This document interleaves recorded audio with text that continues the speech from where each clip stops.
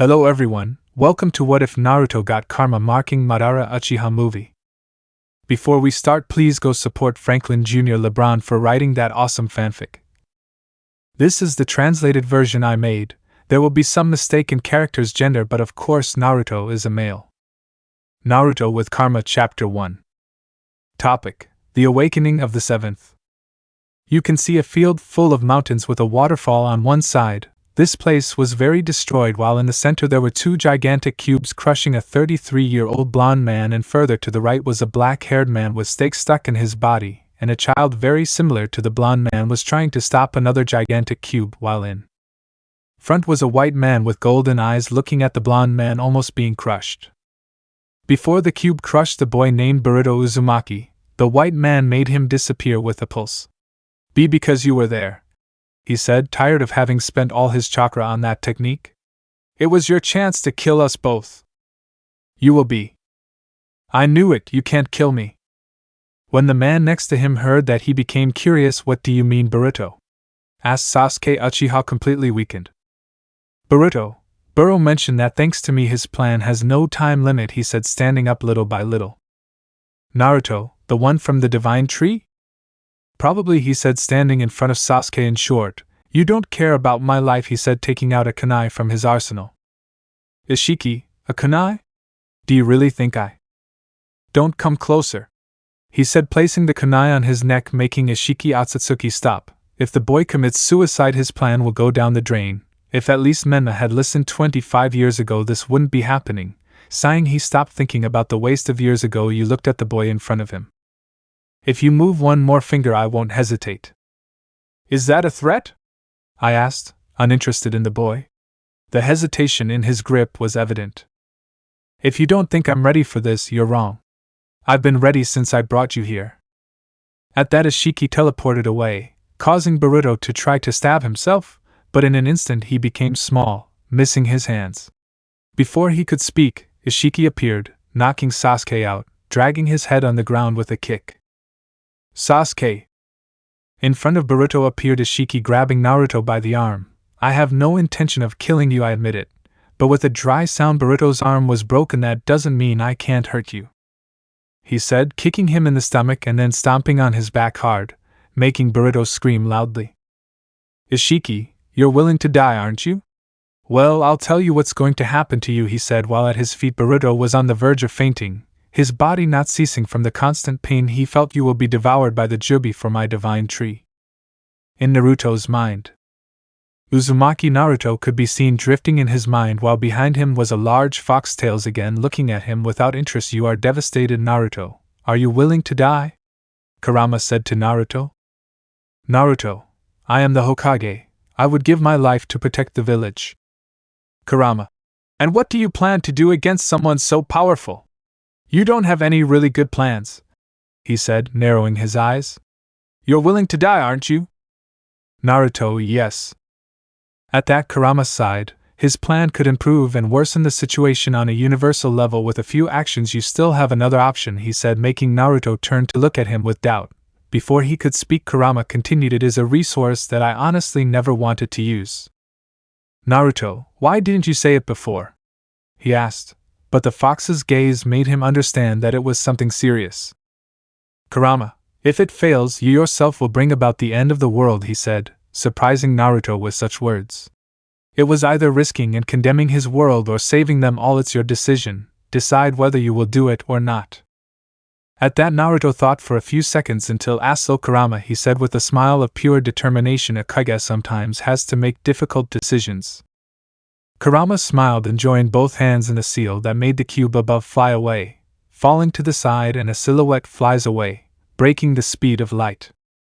"Ishiki, don't be sad, the divine tree will devour every life on this planet," continued the Akatsuki, stepping even harder on Boruto's back, who didn't even have the strength to scream. Ishiki stopped torturing Boruto when he felt a great explosion of chakra, and when he turned around he could see the silhouette approaching him at great speed, crashing heavily into the ground, raising a curtain of smoke. Ishiki quickly appeared out of the smoke, flying on guard in case that figure did anything. When the smoke cleared, a 16-year-old boy could be seen with crimson hair tied back in a ponytail. His bangs covered his right eye and his left eye was dark blue. He was wearing black gloves with a t-shirt glued to his chest, showing off his very toned body. Beside him, Boruto raised his gaze slightly and saw the young man at his side who had appeared out of nowhere, but the boy recognized that face anywhere. "Dad?" he whispered tiredly. "Your appearance."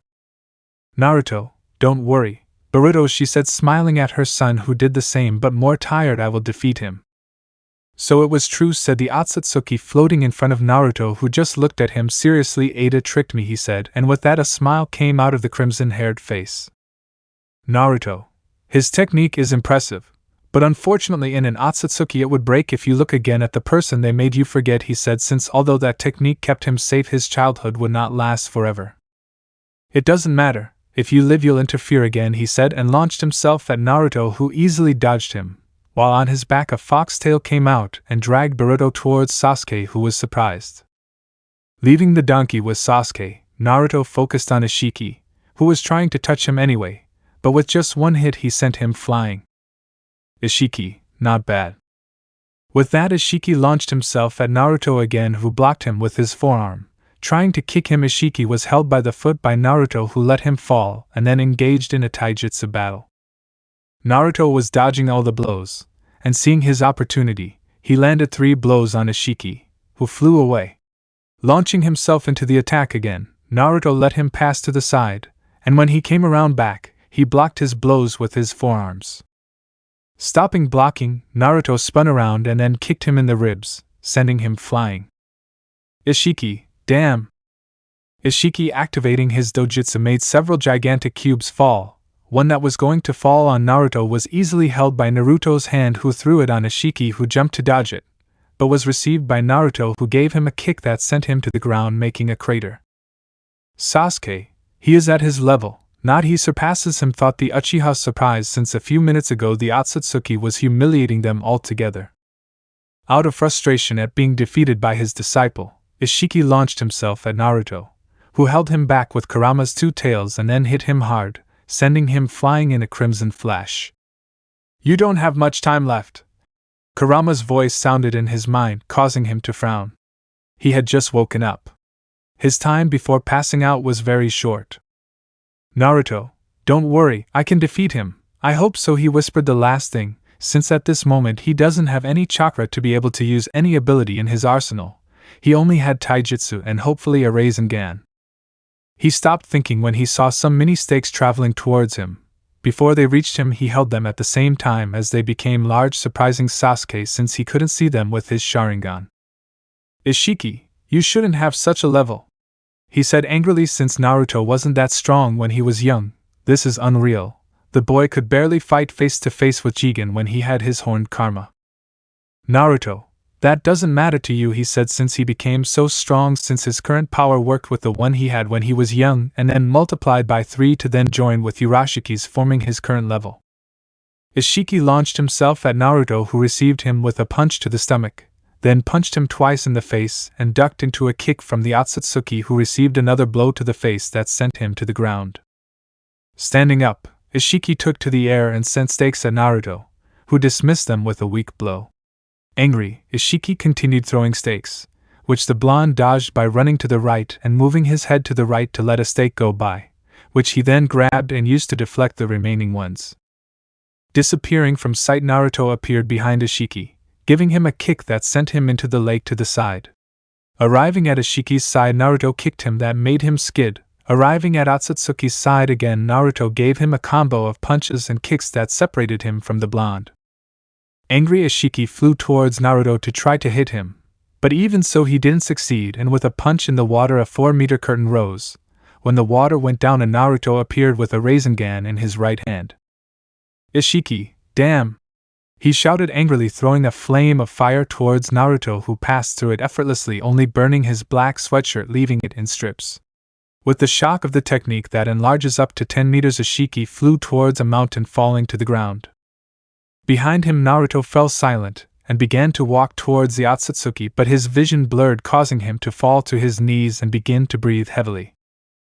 "I see, it seems you can't take it anymore," he said, approaching Naruto, but he spat out blood, leaving him surprised and earning a smile from Naruto. "What did you do to me?" he shouted angrily, not knowing what was happening. "Naruto, you should already know that," he said with a smile on his face. "Your useful life is no longer there." He continued smiling when he saw Ishiki's hateful face. "In a few minutes you'll die. That's why I love that technique." With that anger, Ishiki launched himself to hit Naruto, who, still exhausted, managed to hit Ishiki several times, but he couldn't land a single hit. Ishiki thought, "Before I had 20 hours left, but now I only have 20 minutes, he thought, receiving a punch to the chin, lifting him from the ground. "The problem isn't the power of his blows, but that he reaches me," he thought while he was sent to the ground by Naruto, who climbed on top of him to then hit him, but his blows were getting weaker and weaker, until he could no longer hit him and was grabbed by the neck by Ishiki, who then slammed him into the ground. "This chakra," he thought as he felt a chakra that he easily recognized. "Ishiki, no matter your effort," when he said while taking the chakra he felt and opening a portal that let a black-haired boy pass through. "Naruto, Kawaki."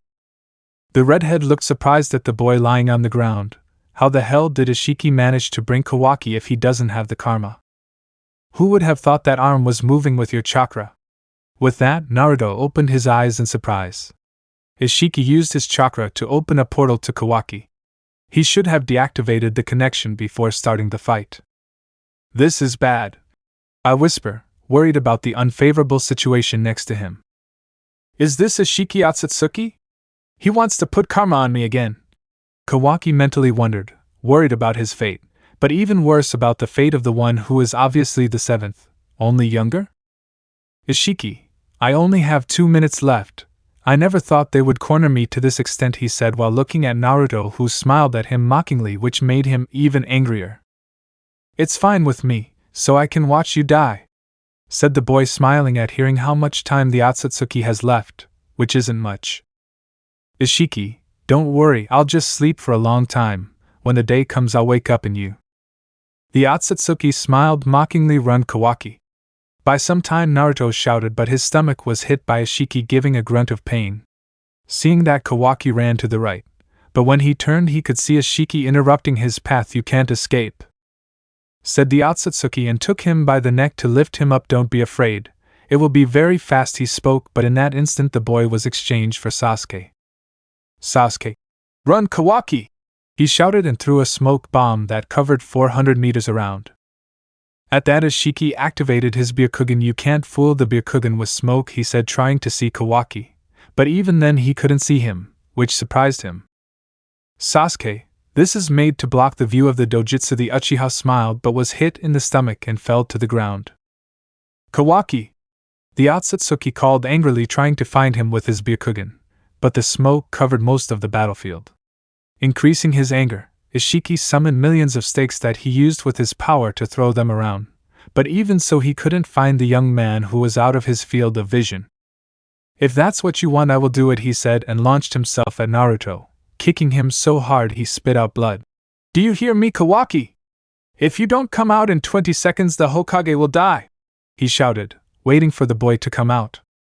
With Kawaki, you could see the boy hyperventilating.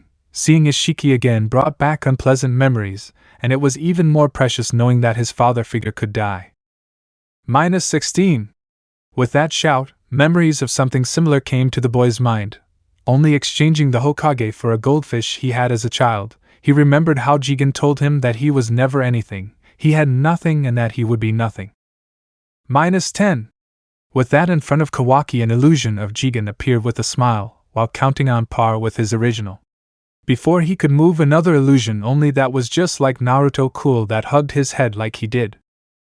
"Because you're my son," he remembered Naruto's words. With that, the boy visibly calmed down. The boy began to stand up slowly with each movement. He remembered his moments with the Hokage that only encouraged him to stand up faster until he was completely straight. -3. 4. Before saying the next number, he heard footsteps behind him, and when he turned around he could see Kawaki standing on the large rock. Leaving Naruto, Ishiki launched himself at Kawaki, who made some hand seals and announced, "Fire style, fireball jutsu!"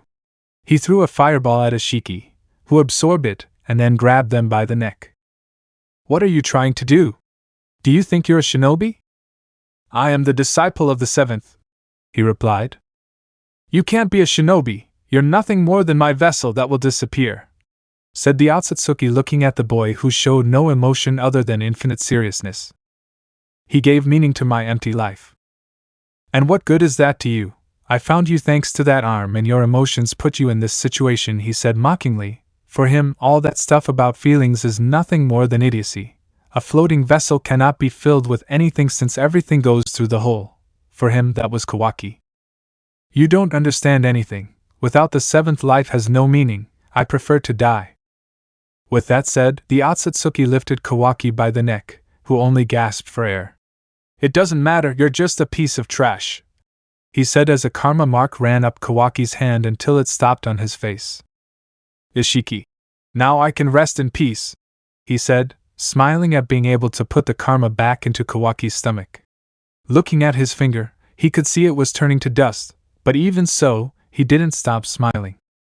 In front of him was Kawaki, who was slowly losing his karma until he was left with nothing, surprising Ishiki. What? Karma. He was going to approach Kawaki, but his hands and swords turned to dust, leaving him on the ground. Impossible, I implanted karma in him, he thought, but he heard footsteps behind him. When he turned around, he could see Kawaki on the same mountain. But the strange thing is that the Kawaki in front of him turned to smoke. Kawaki! Kawaki! He seems to want to say something. It doesn't matter, you'll just die overwhelmed by a mere receptacle, Kawaki mocked, looking down at Ishiki, who just growled. Unhappy, he ignored the Akatsuki and launched himself at Ishiki, stomping on him and turning him to dust. Leaving the place where Ishiki died, he approached the seventh, who seemed to be a little different than before. Are you okay, seventh? Yes, he answered without moving. His body has every bone, except the skull, dislocated. Every small movement could cause his death. I never thought you knew how to make a clone, he said proudly, because his adopted son did his most used technique in his youth and adolescence. I'm still practicing, he said with a smile, for being able to surprise his teacher. Behind Kawaki, Sasuke, a little better, approached Naruto, who didn't even turn to look at him but still smiled. Naruto, you're messed up, he laughed when he saw his friend, who continued with his emo face but nodded. Sasuke, Naruto, what happened to you? He asked with doubt, because the Uzumaki changed his appearance and power in seconds. Naruto, nothing important, he answered without interest. That Sasuke noticed that it was more to not feel pain or simply also changed him to a homicidal emo who wanted to fulfill a dream that was to escape from reality. Note, he just said that Naruto is the same as Madara, more for his appearance than his attitude. Naruto, if I wasn't in pain I would hit you for buying me with Madara, he whispered, because he could read Sasuke's mind, who could only give a blank face. But at that moment something happened that no one expected. A Boruto with a horn and a mark on the right side of his body pierced Sasuke's eye with a kunai. That left everyone surprised by the action, but when they saw Boruto's eyes they realized that Momoshiki had taken control. Everything is noticeable in his smile and by his Byakugan eye. You know, I didn't expect you to actually defeat Ishiki, he said with his voice more changed. It sounded like two people were talking at the same time. You can't escape. Either of you have space-time abilities anymore, he said, making everyone look at him seriously. Naruto, whose bones had already healed, sat down, still tired. Naruto, why do you keep trying to control Boruto? You don't have food for the Jubi. What you're doing is useless, he said with a little effort, as he still had that pain in his body. Don't overdo it. Although you are not in danger of dying, you are still weak, and even Momoshiki can kill you, said Kurama, worried about his friend, although he doesn't let it show in his voice. Naruto, Momoshiki? That's how I named Boruto, with Momoshiki. Naruto sweated a drop because of the terrible name his friend gave his son. Well, you can't expect much from a fox who doesn't know more than 10 names without counting his siblings. Are you sure? He replied to Naruto, who became serious, then opened his eyes. Jigen always had it over Momoshiki's eyes. This bastard sees the future, thought Momoshiki seriously. He can see the future or important events in it. He can't use it in battle since he doesn't see short futures unless something important happens at that moment. Leaving Naruto astonished, Momoshiki looked at Kawaki. The decompression was very advanced, you'll help, thought the Akatsuki as Kawaki threw himself at him, launching a blast of fire that Momoshiki avoided, surprising Sasuke and Naruto. Quickly both of them engaged in a taijutsu battle, but in a moment of carelessness Boruto stabbed him in the back with a kunai, making him grunt in pain served for the future before moving. Borushiki received a kick in the face from Naruto. "Naruto, are you okay?" "Yes, or so I think," he replied with pain in his back, and Naruto could see that if he went even a little further to the right, he would be paralyzed. That shows that he can't see the future in a battle, or he would have been paralyzed for his plans. Obviously, the Akatsuki had plans for Kawaki that he wouldn't allow. "What did you mean by that?"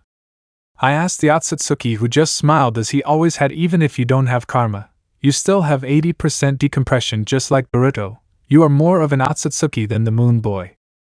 "Naruto, they know about Tonari," he thought with doubt, since the only Akatsuki on the moon were Kaguya, who was sealed in another dimension, so obviously it should be Tonari. "Borushiki, basically, you can still be a sacrifice to the god tree. It will be smaller than the original, but you will bear fruit, and the Hokage will also bear one. I just hope it's better." With that, Naruto put on a serious face. "I just have to feed them to the jubi that Ishiki was hiding, and I'll take its fruit." Turning to see Sasuke, who was still holding his now emptied socket, he spoke. "Sasuke, you can rest, I'll fight," he said while Sasuke accented.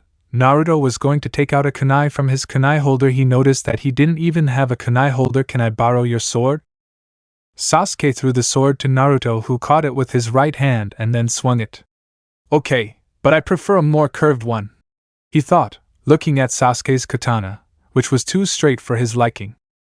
Stopping complaining, Naruto stood next to Kawaki, who was on guard for any attack from Borushiki. Naruto launched himself at Borushiki, who blocked it with his kunai, and then ducked into a slash from Naruto. Naruto clashed again and infused the sword into a very strong wind that forced Borushiki to move away. "I could have absorbed it, but he just moved away," he thought with a smile, because he already knew how to make Boruto come back. "Borushiki, I never thought you would be capable of killing your son, Uzumaki." "Naruto," he said with his proud smile that Naruto ignored. He didn't feel like talking to Borushiki. "Eruption!" he exclaimed as he stuck his sword into the ground. With that, the ground underneath Borushiki began to overheat. With that, Borushiki moved away, and a second later a blaze of fire appeared below. This was repeated 3 times until Naruto stopped the technique and Borushiki hid to the right.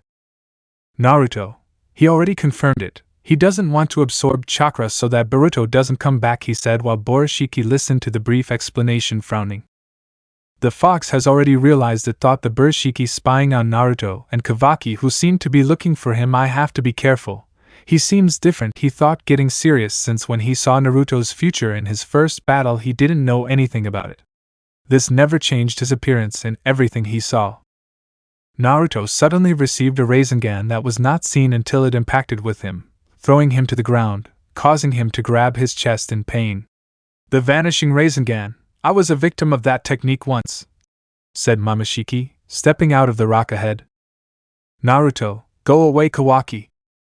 It's useless, you have nowhere to run, surrender like the pieces of meat you are," he said, earning a grunt from Kawaki.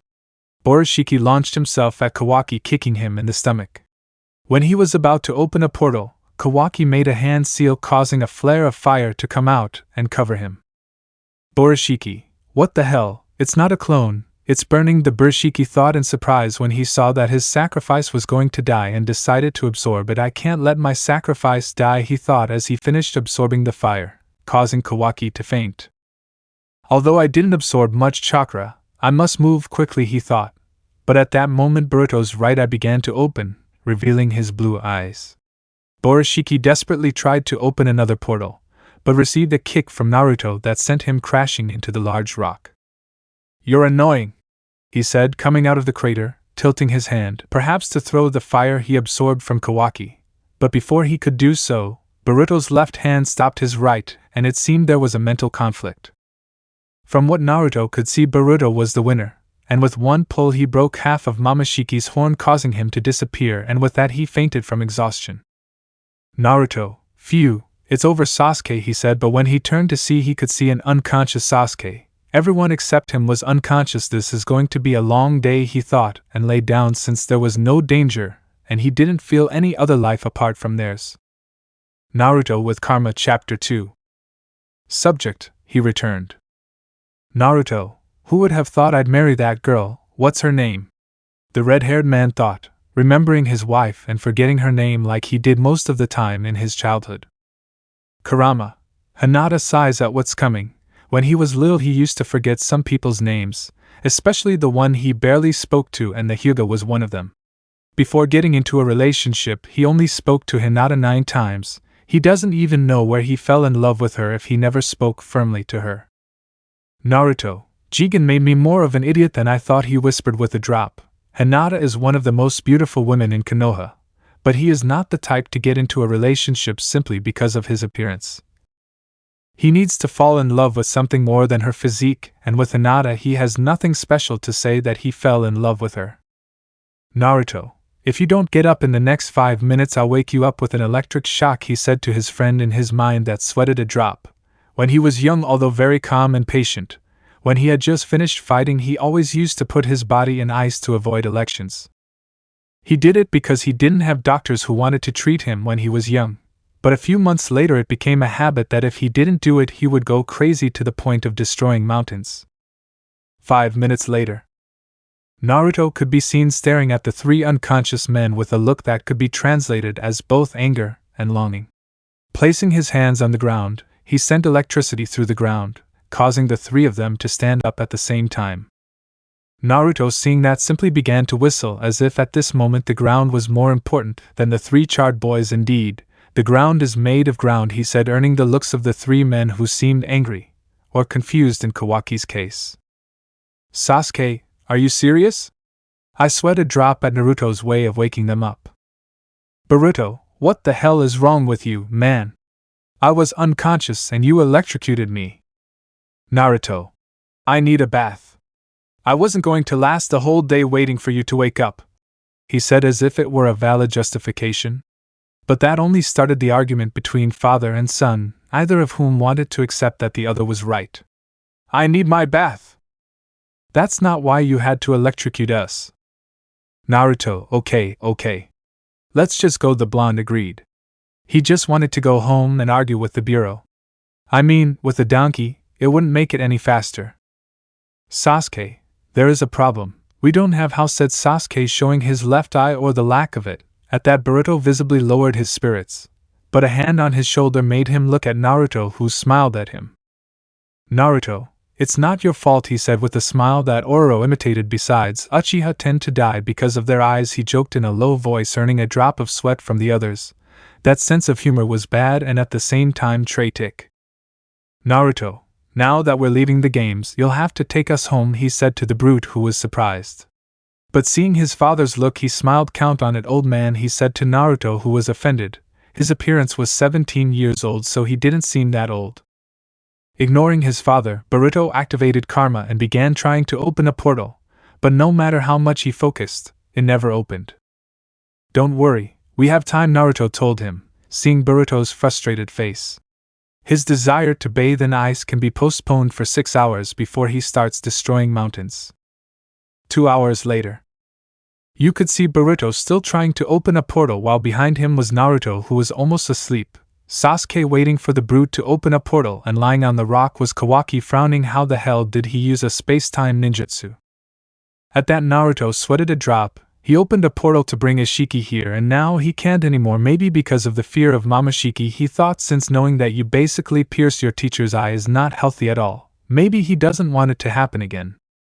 Kawaki, relax.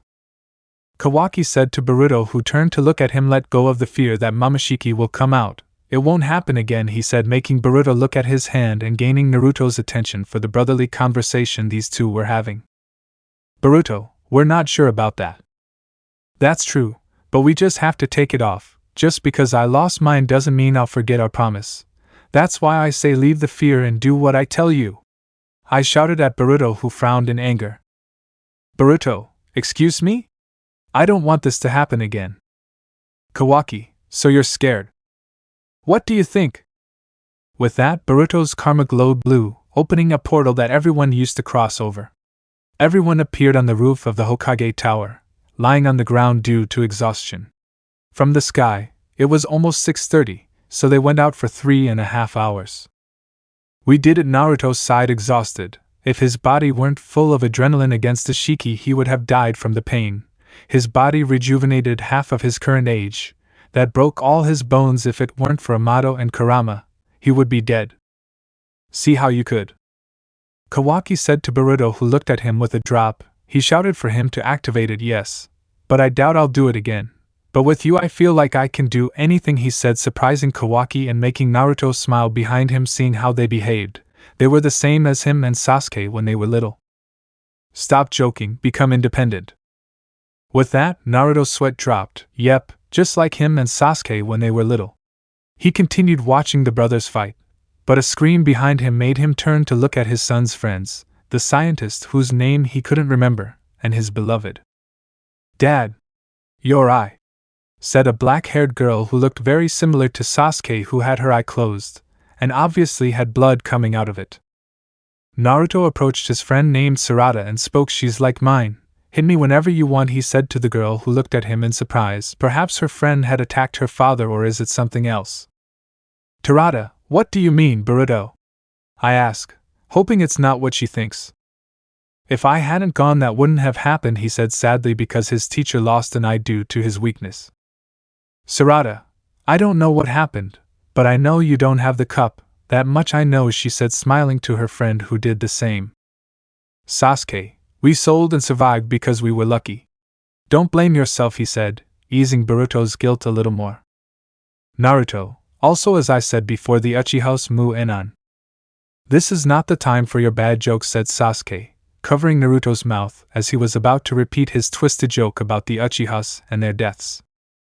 Although he was right, most of the famous Uchihas died because of something related to their eyes, like his brother Itachi, who died from his illness that caused him to have two of the strongest abilities in the EMS, Amaterasu and Tsukuyumi, techniques that a 13-year-old boy shouldn't use, and his brother showed the risk of having both powers.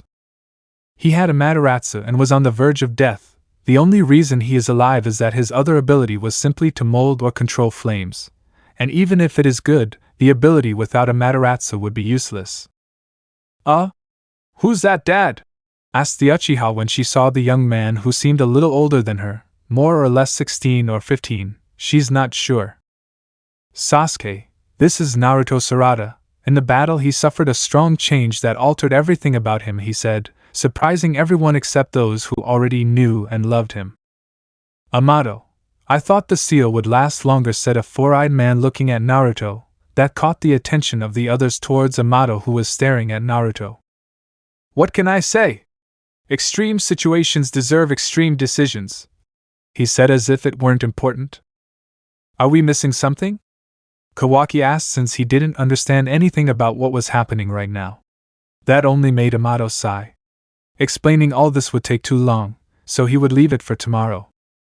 I'll tell you later, he said, turning around, leaving the group behind, who continued talking to each other, except for Naruto and Kawaki, who were watching Amato retreat. Sasuke, it's time to go back to Sakura, he told his daughter, who agreed without any problem. The pineapple hair looked at who must be Naruto, who did the same. When you heal, inform me everything, he said, earning a nod from the redhead, who disappeared in a flash of wind, leaving behind everyone who thought he went home or to the hospital. With Naruto could be seen walking through a forest until he reached a large tree. Giving a chakra pulse, the large tree opened a door that Naruto crossed through. When he went down the stairs of the tree, he arrived at a gigantic room with several gates that led to specific locations. Naruto, they haven't discovered it yet, he said when he saw the place that only he, Amato, Ishiki and another person knew. This place is still the same, he thought, when he saw where Jigen trained him when he was young, and when he turned to the right he saw a room where the room was controlled. He used to use that to fight with simulations of some enemies. The simulation was so precise that it had jutsus that those people had never shown but that they did know. This was because of Amato's drones that collected everything about the ninja world. They also got into their minds and took out even more information. The only people who didn't know everything were Madara and Hashirama, because they were both good sensors, so if someone or something was watching them, they would notice instantly. One side of that room was a room where he slept, and a little further back was the bathroom and kitchen.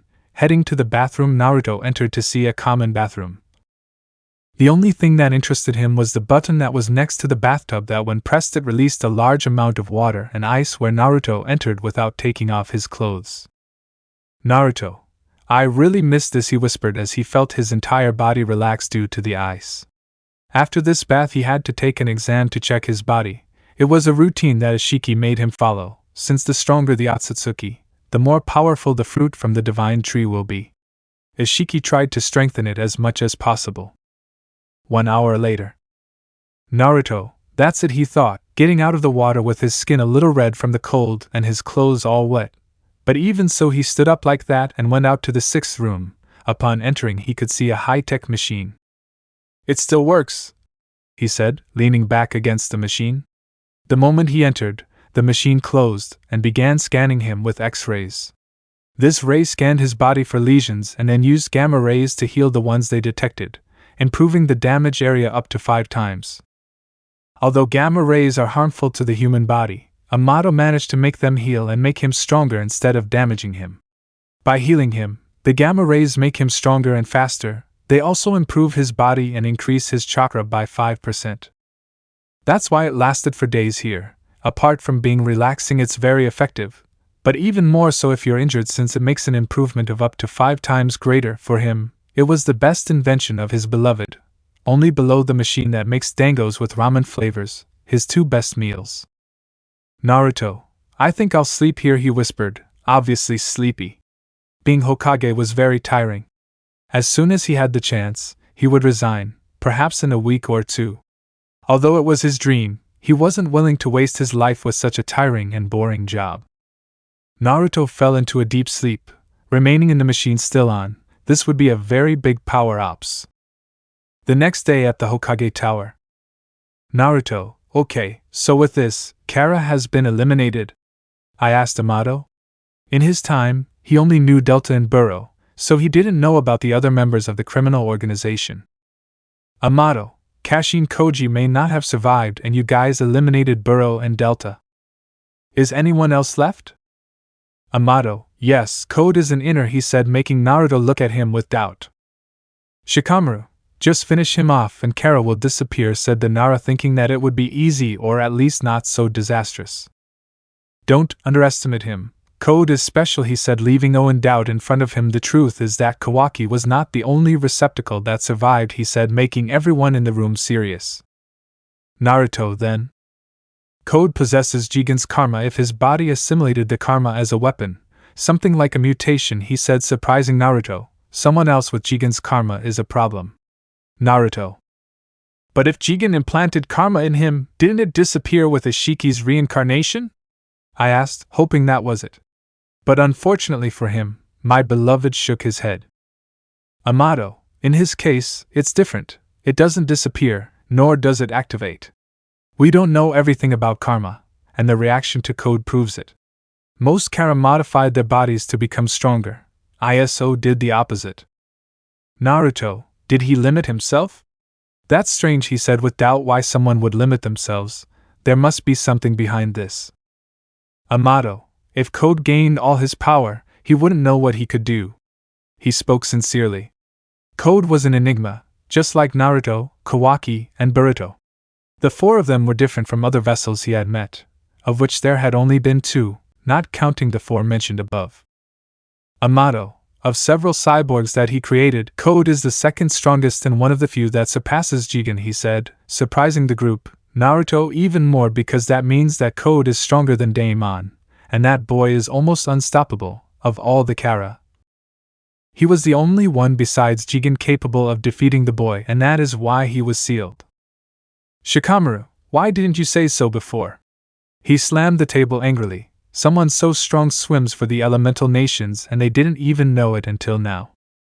Don't worry, he can't get rid of his limiter himself, he said without flinching at Shikamaru, who seemed very serious. After all, he asked for it himself, he said, making Sai curious behind him. Did he weaken himself voluntarily? Why? The pale man asked doubtfully. Someone who restricts themselves does so out of fear of their power or to instill confidence in others. Beloved, Code didn't want to interfere with his leader, in a way, Alava, and he worships Ishiki as a god. That's why he hates Kawaki, since he was chosen as the vessel. Sigh, he's crazy, he said with doubt after hearing all that. Naruto, there are times when you have to do crazy things for your survival, he said, remembering that he was something similar, but just change the village for Jigen, and it would be identical. He had to seal his power because the village would never accept that he was strong without even being a genin or being in the academy. I must agree, but that loyalty will turn to revenge for Ishiki's death, Naruto said, making it serious. The water that the objective is him and Kawaki. It could also be Boruto, but he doubts anyone other than Jigen knew about Boruto's karma. Naruto, beloved, did you erase all information about me? I ask, hoping the answer will be yes, it's the best for him. Yes, everything was destroyed by Jigen's order, nothing about you is in Kara at the moment. Hearing that, Naruto sighed. He had the element of surprise which would increase the advantage he already has against Code. Shikamaru, don't let this get out of here.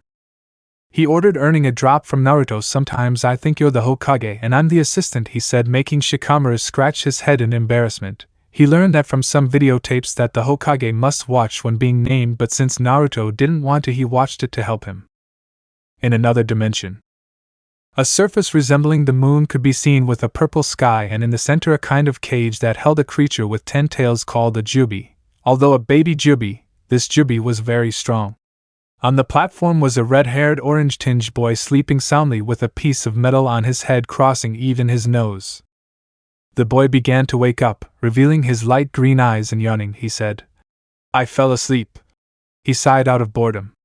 Turning to look at the prison, he saw that the jubi was still there, which made him calm down, and realizing himself, he yawned again. Code, watching the jubi is boring. Has Jigen already captured Kawaki? The boy asked himself, but frowned when Kawaki said he had a deep hatred for the boy, and since he was chosen as a receptacle for a god, he was just a mistake that shouldn't have happened. Looking at his karma, which was white, a sign of being defective, the karma suddenly activated and released a white smoke from its center. The smoke gradually took a physical form, revealing Ishiki. What? Ishiki. Finally, my voice, Ishiki said to the boy, who seemed amazed. Jigen no Ishiki Akatsuki, he spoke, amazed to see his god in front of him. Ishiki, my soul is about to disappear. Code, what? That means I'm not reincarnated. No, but you're still there, Code, he said. Look at the boy, he seemed surprised. Ishiki, thank you for your words, but I can't live up to your expectations, he said, disappointed in himself for how useless he is at that moment. This karma can't contain your soul. Code looked at his karma with sadness for failing the man for whom he had lived. White karma, a karma that does not serve as a receptacle but as a source of power. Just as you were that mark, so you will inherit the will of the Akatsuki. You are my only successor. With those last words, Ishiki vanished, leaving Code thoughtfully looking at his karma with dedication. In Konoha Hospital. Naruto, be honest, doctor. I'm going to die, said Naruto, pretending to be worried for himself, which got a drop out of the 3 in the room. Sakura, no Naruto, you're not going to die, she said with a drop because of how dramatic her teammate became. On the contrary, you are physically stronger, and your chakra had a 46% increase. Your arm is back to 100% yours, but you have multiple combinations of blood in your body. That's amazing, said the scientist from before, whose name I still don't remember. But what worries me are the other results along with Kawaki and Boruto's, he said, making Naruto sigh, already knowing what's coming. Naruto, bring them too, so you don't have to repeat yourself, he said, leaning back in the chair while Sakura ordered him to and went to look for the 2 boys who were waiting at the door. Upon entering, they both sat in the closest seats.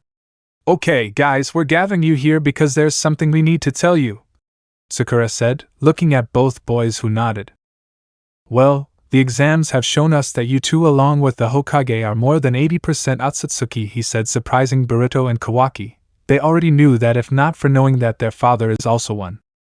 Sasuke, Naruto, did you know about this?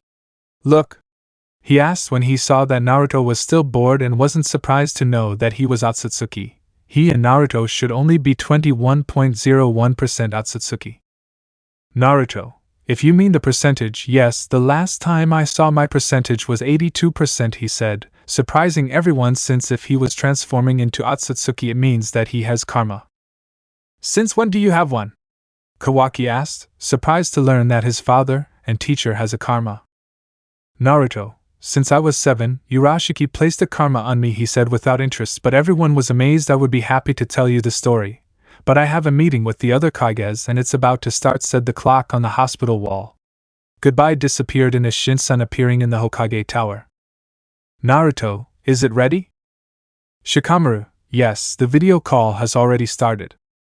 With that, Naruto sat in the Hokage chair and turned on the computer. Upon entering, he could see the other Kages. Reikage, leader of the Cloud Village, Tsuchikage, leader of the Rock Village, Kazekage, leader of the Sand Village, Mizukage, leader of the Mist or Bloody Mist Village, and finally Hokage, leader of the Leaf Village. Naruto, let's begin.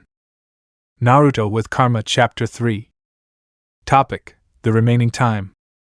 Shikamaru, some teleporters were found in the Burrow Church, while at the same time we found another 12 devices. Naruto, from what we know, they used it to meet in their lair dimension, he said. Since he was never a member of Kara, he was never summoned to a meeting and they never told him what they did at the meetings. Naruto, but they were already destroyed. Mizukage, so they can't use it to go to their lair? Naruto, no, we don't have any connection that gives us an address or anything similar to enter the dimension. Shikamaru, that limits us to finding the Jubi, he said seriously for mentioning the name of such a being. Kazekage, will we have to face that beast again? Naruto, in the most extreme cases, the enemy has no sacrifice to turn it into another divine tree. Reikage, enemy? Not that with Ishiki's death, Kara disappeared, asked the Reikage, not knowing what was happening. But Shikamaru made it clear by throwing out a form that had code on the screen, and his information underneath his name is code. He received Ishiki's incomplete karma and is the last of Kara. Tsuchikage, was he the one who destroyed the portals? Naruto, most likely. But if his plan is to attack us with the Jubi, he wouldn't have to destroy the portals. Kazekage, I doubt his attack strategy will be direct. Knowing that Ishiki was defeated, he should be more careful. Shikamaru, that's what we think. Naruto, we know he's obsessed with the Akatsuki, that's why he could be a danger. Kazekage, I'll make sure it's white in the bingo book. Me too. You can count on that, the other Kage said. Reikage, what worries me is that all the information comes from Amato. Can we really trust him? Naruto, no, trusting your loved one is like trusting a snake, but it'll do for now, so it's okay. He responded since he knew that Amato had a plan that benefits him more than anyone else. The Four Eyes does not help Naruto without gaining more than the one he helped. Kazekage, then there's only one problem left, Boruto's karma. Tsuchikage, that's true. If Momoshiki controls him again, we can't ignore him. With that, each Kage became serious, especially Naruto because it was his son they were talking about. The ninja tool department is looking for just one. Shikamaru tried to remain calm under the pressure of the 5 Kages who referred to their names as the strongest ninja. Although Sasuke was superior to them with the exception of Naruto, they were still strong. Reikage, from what I understand, they haven't been able to find anything favorable. Kazekage, so Naruto? If Momoshiki or Boruto himself become a threat, would you be willing to kill your son? Tsuchikage, Gaara! I shouted angrily at the Kazekage's words. Telling a father to kill his own son is barbaric. Naruto, it doesn't matter Kuratsuchi, what Gaara says is true. If Momoshiki controls Boruto again, I'll stop him myself, he said, leaning back in his chair, unconcerned. He knew what he would do, and nothing in this meeting would change his mind.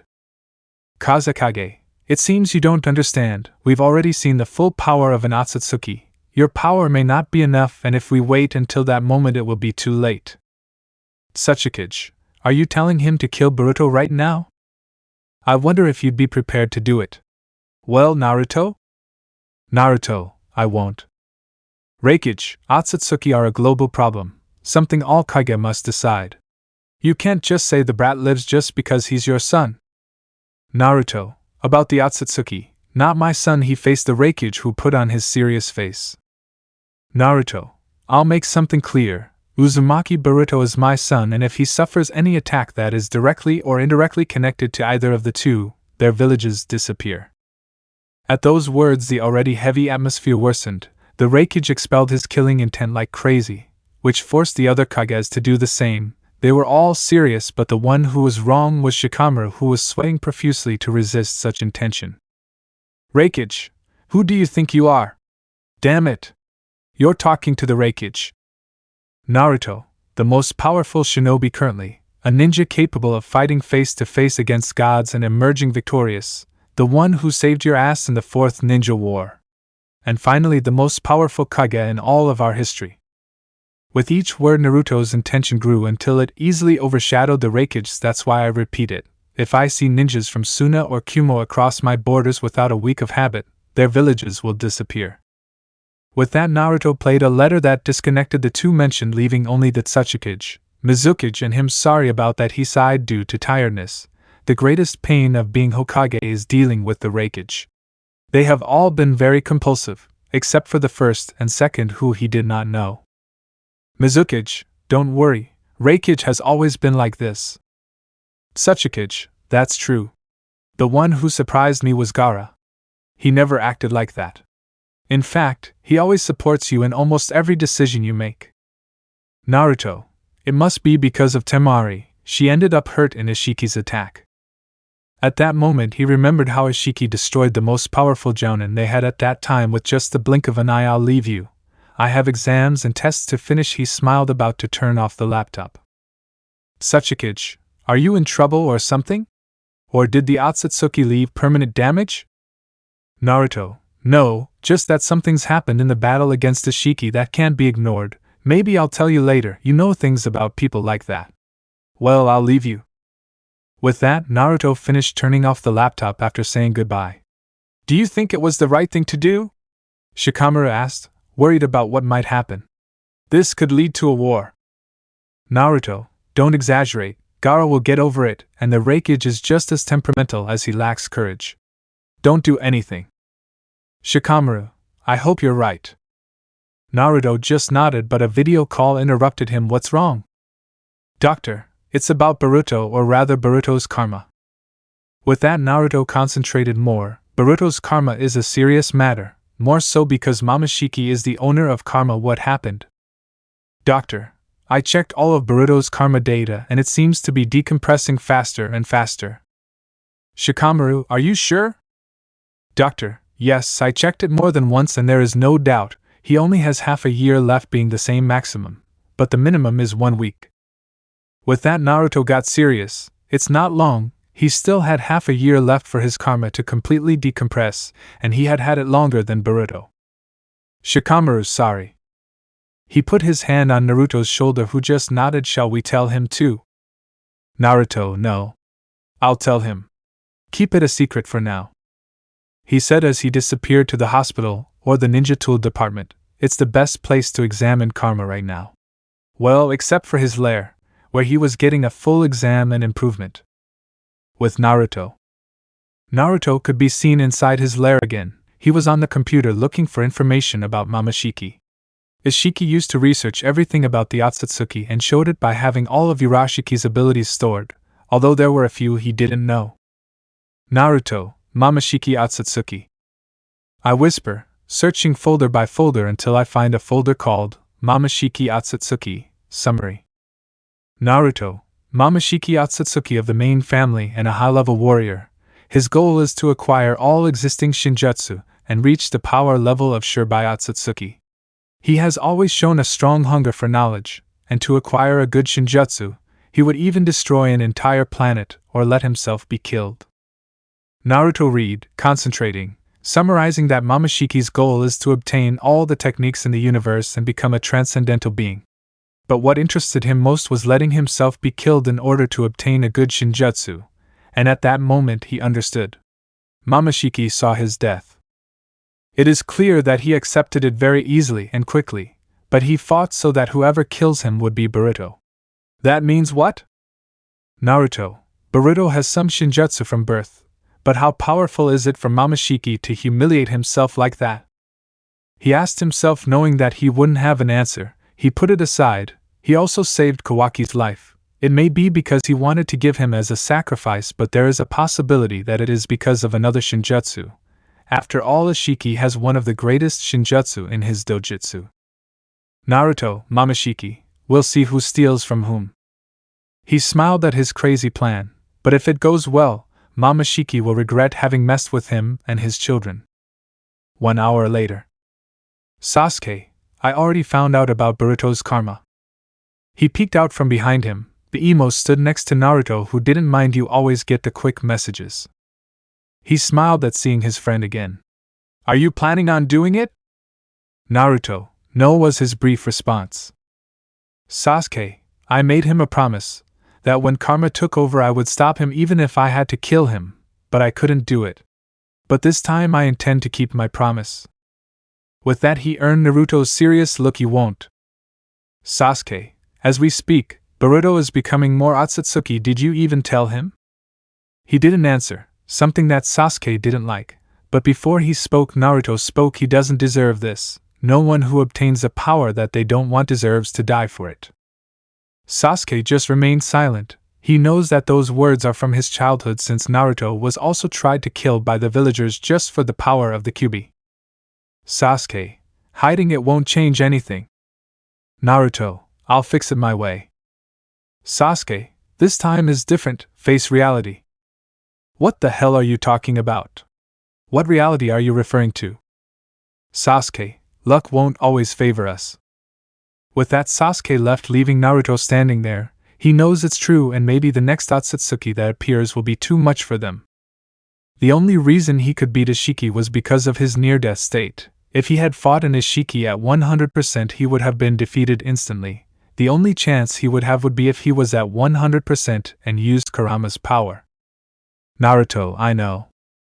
He whispered, understanding that the chances of defeating him were low, but that didn't mean he would kill his son.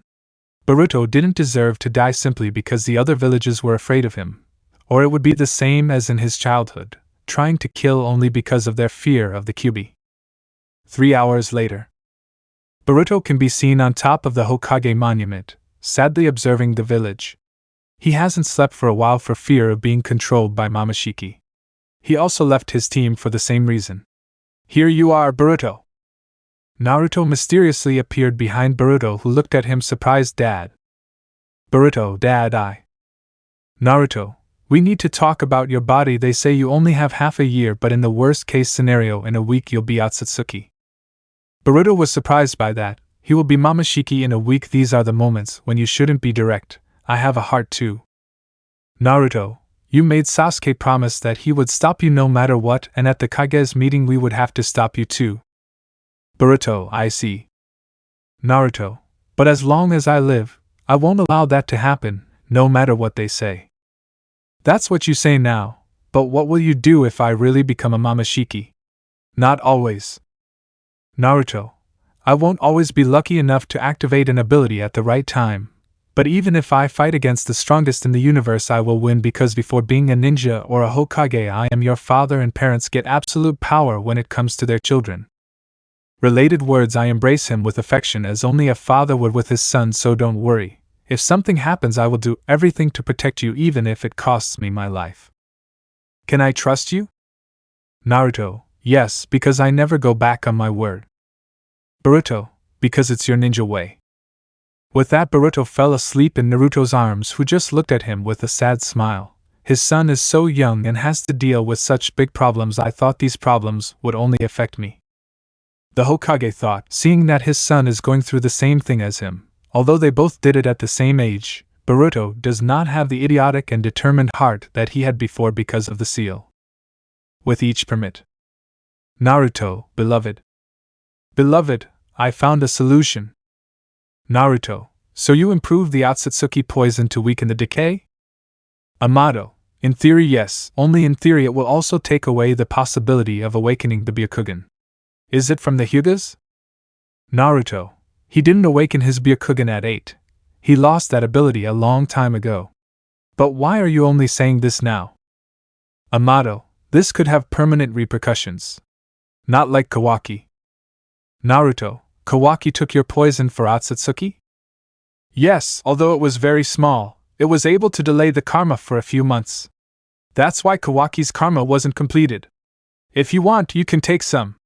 From what I noticed on the machine, your percentage is between 90 and 95. Naruto, I know. Beloved, what I'm wondering is, how did they not notice your percentage? If Kawaki and Boruto's were correct, why couldn't you? That question only made Naruto sigh in exhaustion, but he still answered I lied to them with an illusion. Since Sasuke doesn't have the Rinnegan, he doesn't notice Genjutsu's greater than EMS. Beloved, are you going to tell them? Naruto, no, they don't have to know. With that, Beloved returned for wine, leaving Naruto with a sleeping Boruto. Seeing the time, he held Boruto on his back and began walking toward his house. Upon arriving, the person who greeted him was his daughter Himawari, with doubt. Hima, hello? She asked, not knowing who the person in front of her was. Naruto's sweat dropped, as he slept in his den the day before, so his little Himawari couldn't see his new handsome appearance. Naruto, I'm Pa. Himawari, you have Boruto? Naruto, yes, because. Himawari, Kawa and I, a stranger, has Boruto. Naruto, I'm not a stranger, I'm your Pa. Before he could finish Himawari with his Byakugan, he launched himself at Naruto, who couldn't block it. But before he could land the blow, a foxtail held the girl's hand. At least let me finish. Himawari, I don't care, you kidnapped Oni-chan. The girl was going to attack Naruto again, who only took out another tail to defend himself, but at that moment Kawaki came out ready to attack until he saw Naruto, who came out. Kawaki holds Himawari, he is the seventh. That he is dad? I ask with doubt, and when I turn to see who should be my father, I just smile at him with a drop of sweat. Hello, I stutter with doubt because his daughter attacked him without waiting to give an explanation. Himawari, Dad. At that, Naruto went blank, but he still stroked his daughter's head.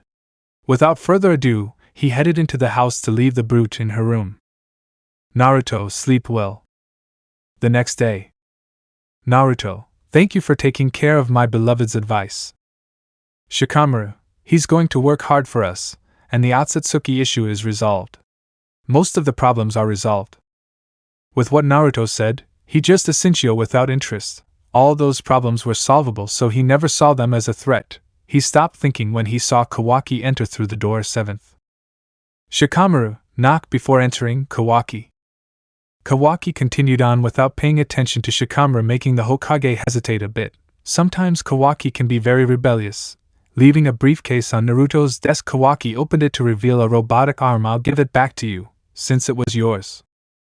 Naruto just looked at the arm without interest. His synthetic arm fused with his change, so he no longer needs the robotic arm. Amato regenerated. Yours. Who would have thought? Kawaki, there you have it. I'm grateful. With that, Kawaki turned around to leave, but Naruto's voice made him stop. You want to be a ninja? What do you look like, Genin? Kawaki, I'll think about it. With that, Kawaki went on his way and closed the door behind him, leaving Naruto and Shikamaru to continue with their work. Naruto, I have an idea. Shikamaru, what is it? Naruto, Momoshiki interrupted the chunin exam, we should hold it again. He smiled at his idea that for him it would be good enough to calm people down after Ishiki's attack, and with luck the Raikage will stop his tantrum and the discussion will remain there. He has no problem destroying the Cloud Village, but that doesn't mean that he wouldn't hurt him if he tried something with his son. Naruto with Karma Chapter 4. Topic: The Chunin Exams.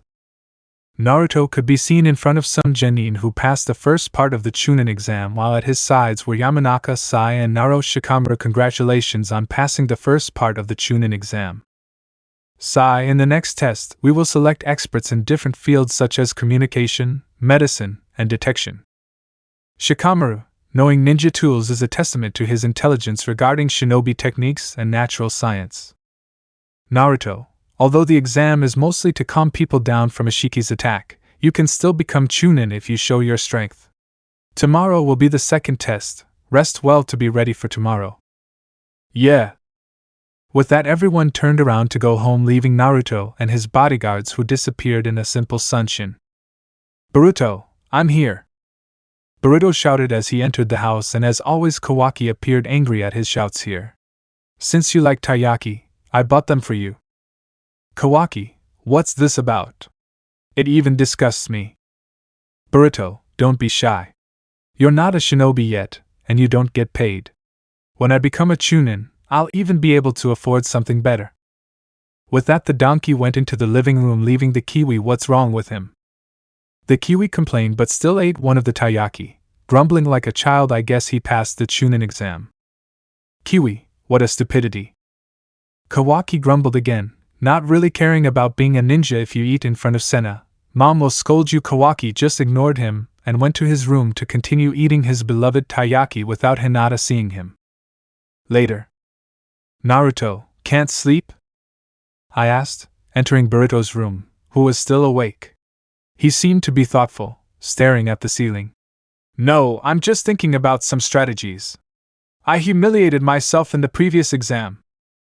Naruto, I know better than anyone how good you are. Besides, don't worry about the ninja tools, my body is full of them.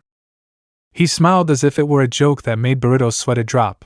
That's how they joke about you being an experiment of an old man who wanted to kill a god using medicine. I'll try hard. Look at that detail. She smiled at Naruto, who did the same. I always do. She smiled and then returned to her shared room with Kawaki. They used it to keep an eye on Kawaki, but now he only uses it to avoid sleeping with Hinata. Since he doesn't feel anything for Hinata, he doesn't want to be in the same room with her, especially to avoid giving her false hope.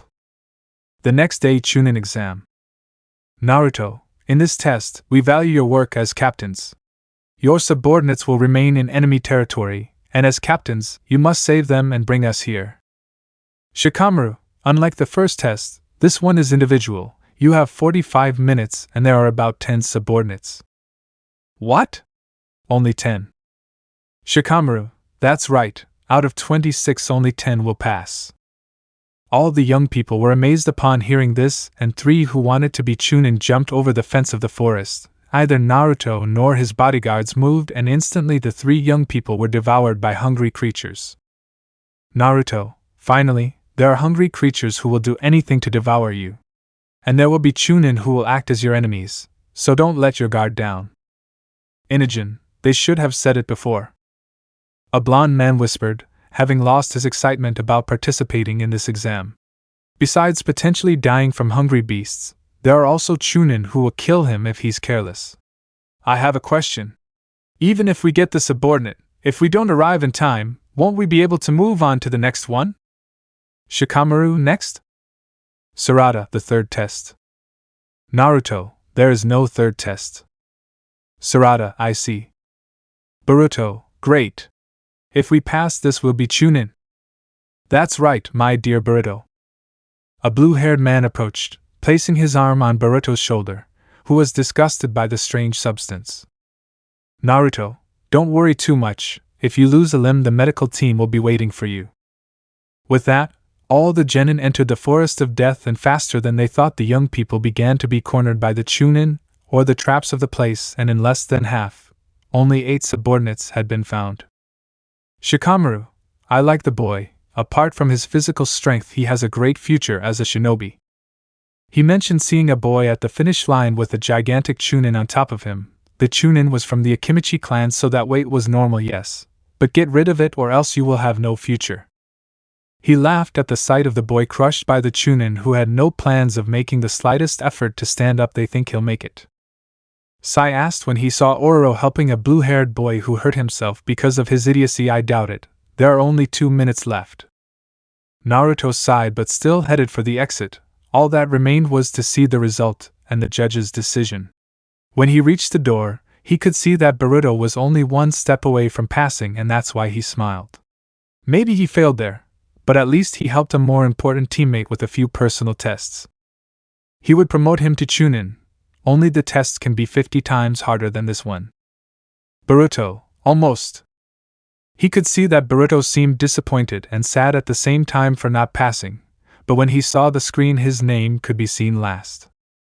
Naruto, who would have thought he passed? I whisper happily as Boruto returned to his happy state, ignoring that he cleared his throat, drawing the others' attention to him. I'm going to announce the format of the last test. Last test? But there weren't any more. Naruto, they must have missed the explanation. He crossed his shoulders because it wasn't his fault that young people today act before listening. But they said there was no third test. Sigh, there is no third test, but we never said there wouldn't be a final. Sarada, that doesn't make sense. With that, Naruto smiled. Sarada was just like Sasuke, rebellious but silent. The last test is individual duels. Sarada, that means I'll have to fight them. Naruto, but don't worry, even if you lose the first one you will still have the opportunity to become chunin. You just have to show all the necessary qualities. But if you don't show them, even if you win your battle, you will still be genin. With that, everyone looked at each other, worried about having to fight against their friends. That's not fair. They made us believe that we were already chunin, and now they make us fight. Shikamaru, becoming chunin is not that easy. Boruto, this is cruel. Naruto, that's shinobi life. You think you're over the hump, but your own allies bring you back to the beginning. I have a question. Will you at least tell us our opponents? Sarada, are you planning to analyze your opponent? Naruto, we want to see how adaptable you are. We'll announce your enemy that same day, so tomorrow's your day off. You can rest or train, spend it however you want. Naruto, you can go now. With that, the young people began to disperse into their respective groups. Boruto, I thought I would become a chunin today. Sarada, I thought we weren't done. Boruto, I won't do anything stupid. Besides, I'm pretty excited. Miski, why? Boruto, I've been through a lot. I want to show Dad how much I've grown. I want to show him I'm strong. Sarada, oh, how brave. Boruto, and you what? Sarada, yes, it is important, but it is just one more step to becoming Hokage. As she said those words, Sarada looked at the Hokage monument with longing and respect, but even more so for the seventh. And you, Miski? Don't ever say you don't care. Miski, I won't say it, because I care. If you guys want to become chunin, I will too. Miski or Mitsuki is a blue-haired boy with pale skin. He has yellow eyes like a snake. Boruto, see you on the day of the exam. Sarada, so it will be. Sarada extended her arm at the same time as Miski and Boruto did, and we will become chunin. With that, everyone went home without noticing Naruto and one of the trees who stayed in the same place. These exams are more interesting than the previous ones. It just remains to be seen what level they have. With that, he disappeared in the direction of his lair. He plans to review a few more things about Momoshiki to be more sure. What he learned with Ishiki is that the Akatsuki may seem to help out of wanting to, but every word and every step taken by this clan is simply part of something bigger in the future. 2 days later, Boruto could be seen chatting quietly with Miski. They have 1 hour to get to the final test, so they decided to rest for a few minutes. Oni-chan. Boruto, Himawari? What's happening? Himawari, well, at the open gates of the academy I made 2 friends. Ichigo and Yuna and I went to train as ninjas, but when we investigated the alleys we found some strange people. Ichigo said that there was something strange and began to chase them. Yuna followed him because she was worried about him. Himawari, what do I do, Oni-chan? Miski, what do you think? Boruto, without more information I don't know what to say. Himawari, should I tell Dad? Naruto, there's no need anymore, Naruto said, appearing next to them as if nothing had happened. I've already been informed about the disappearance of 2 young people. Himawari, what are you doing here, Oto-san? I came looking for you. From the reports they were your friends, so I came to see if you knew anything, but now I know more than enough. Boruto, we're going too. Naruto, don't you have to go to the exam? Miski, it's about children, it's more important than the exam. Boruto, yes, and we still have time. With that, Naruto smiled. Thank you, Two-san, Oni-chan. Naruto, don't worry, Himawari, you great Oto-san will bring your friends back. In the Chunin exam, 8 participants could be seen in the middle of the battlefield. The stadium was as it always was, except this time there were no spectators. With Code's threat, they can't afford to let innocent people fall, as Code can attack at any moment. Konohamaru, the final test of the Chunin exams is about to begin. As you know, today you'll compete in individual duels, but passing requires more than just winning, but also demonstrating the qualities of a ninja. Simple. I like it.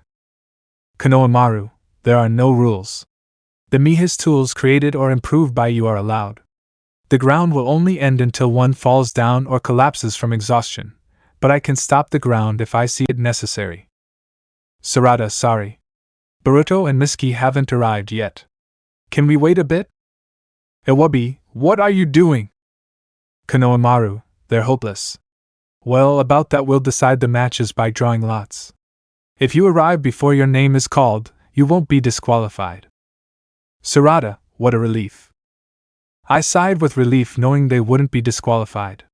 But if they come out now, wouldn't they be disqualified? Konohamaru, that's right. Well, no. Hoki, that's how it is. Konohamaru, I will announce the first duel.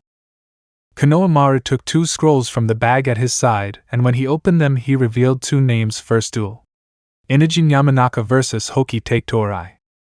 Inujin, am I first? Why wait, I guess. Konohamaru, the duel will begin in 15 minutes. With Naruto, Himawari, Boruto and Misuki. These 4 could be seen running towards the tracks where Himawari last saw her friends Echo and Yuina. Yuina, Himawari. Echo, silence. They'll discover us. Yuina, Himawari, who are they? Himawari, this is my Oto-san and Oniai-chan with his friend. Yuina, he is the Hokage. The girl whispered in surprise at being able to see the Hokage for the first time. He's more beautiful in person, the boy thought with a blush that made Naruto uncomfortable. He wasn't one of those who messed with girls, that was more of Orochimaru's thing than him. Boruto, are you the boy who plays ninja? It's not a game. I was just following some suspicious guys. Naruto, although what you did was brave, you should have reported it to a real ninja. Echo, I'm a ninja. Naruto, no, you're not. Echo, yes, I am. Naruto, you've only been to the academy once. If you were a ninja, you would have known that this is something that is taught to a shinobi of some rank. Yuina, look, Hokage-sama. Looking, Naruto could see 3 men kidnapping Amato. They threw him towards a train that began to move forward. Naruto, Boruto. You 3 go home. Himawari, 2-san. Ignoring Himawari, Naruto, Misuki and Boruto jumped towards the train that started moving quickly. It's great. Ichigo looked amazed at the great speed of the Hokage and his son, while behind Himawari was worried about her 2-san and Oniai-chan. Naruto, to the wagon. He ordered, and instantly Boruto and Misuki ran alongside him to get to the wagon where they placed Amato. Chunin exam. Both participants could be seen face to face. Konohamaru, yeah! With a shout, Inujin took out a scroll and began to draw quickly, drawing an ink lion that collided with Hoki's chest, who couldn't dodge it. Without letting him rest, Inujin drew some birds that blinded Hoki. When he could see again, a large salamander was heading towards him. Hoki, Earth Element, Combat Staff. Action. The hand signs. Large pillars of rock rose up to the sky, leaving a labyrinth where one could not see enough. Inujin, he won't let me find him. He became alert because the boy could be anywhere. To avoid being cornered, he started running forward, not knowing where to go. Hoki did the same, only he was looking around, taking note of every detail to use to his advantage. Inujin, damn, where is it? He thought without being able to find it, but when he heard the air being cut, he moved his head to the side, letting a kunai pass by and cut some of his hair. It will be. Before continuing, a kunai cut his ankle, causing him to fall. Ignoring the pain, he continued running to where he could see, but a kunai cut his shoulder, causing him to stumble and crash into a rock, still hurting his shoulder. Inujin, he attacks from blind spots. He also knows this labyrinth perfectly, so he took out a scroll to begin drawing a bird, which instantly took off. From the sky he easily found I found you. He flew towards the boy, who didn't flinch. Did you know that, Arius? He made hand seals and exclaimed, Earth Element, Battle Stake. A large stake came out, impaling the bird, letting Inujin fall. Inujin, animated cartoons. He launched birds towards Hoki, who began to destroy them easily, but losing sight of Inujin, who hid in the labyrinth. Hoki, damn! I whisper, searching for Inujin, who hid behind a column. Hoki, let your guard down, but he can't be far away. He began to look around for any sign of Inogen but couldn't see anything.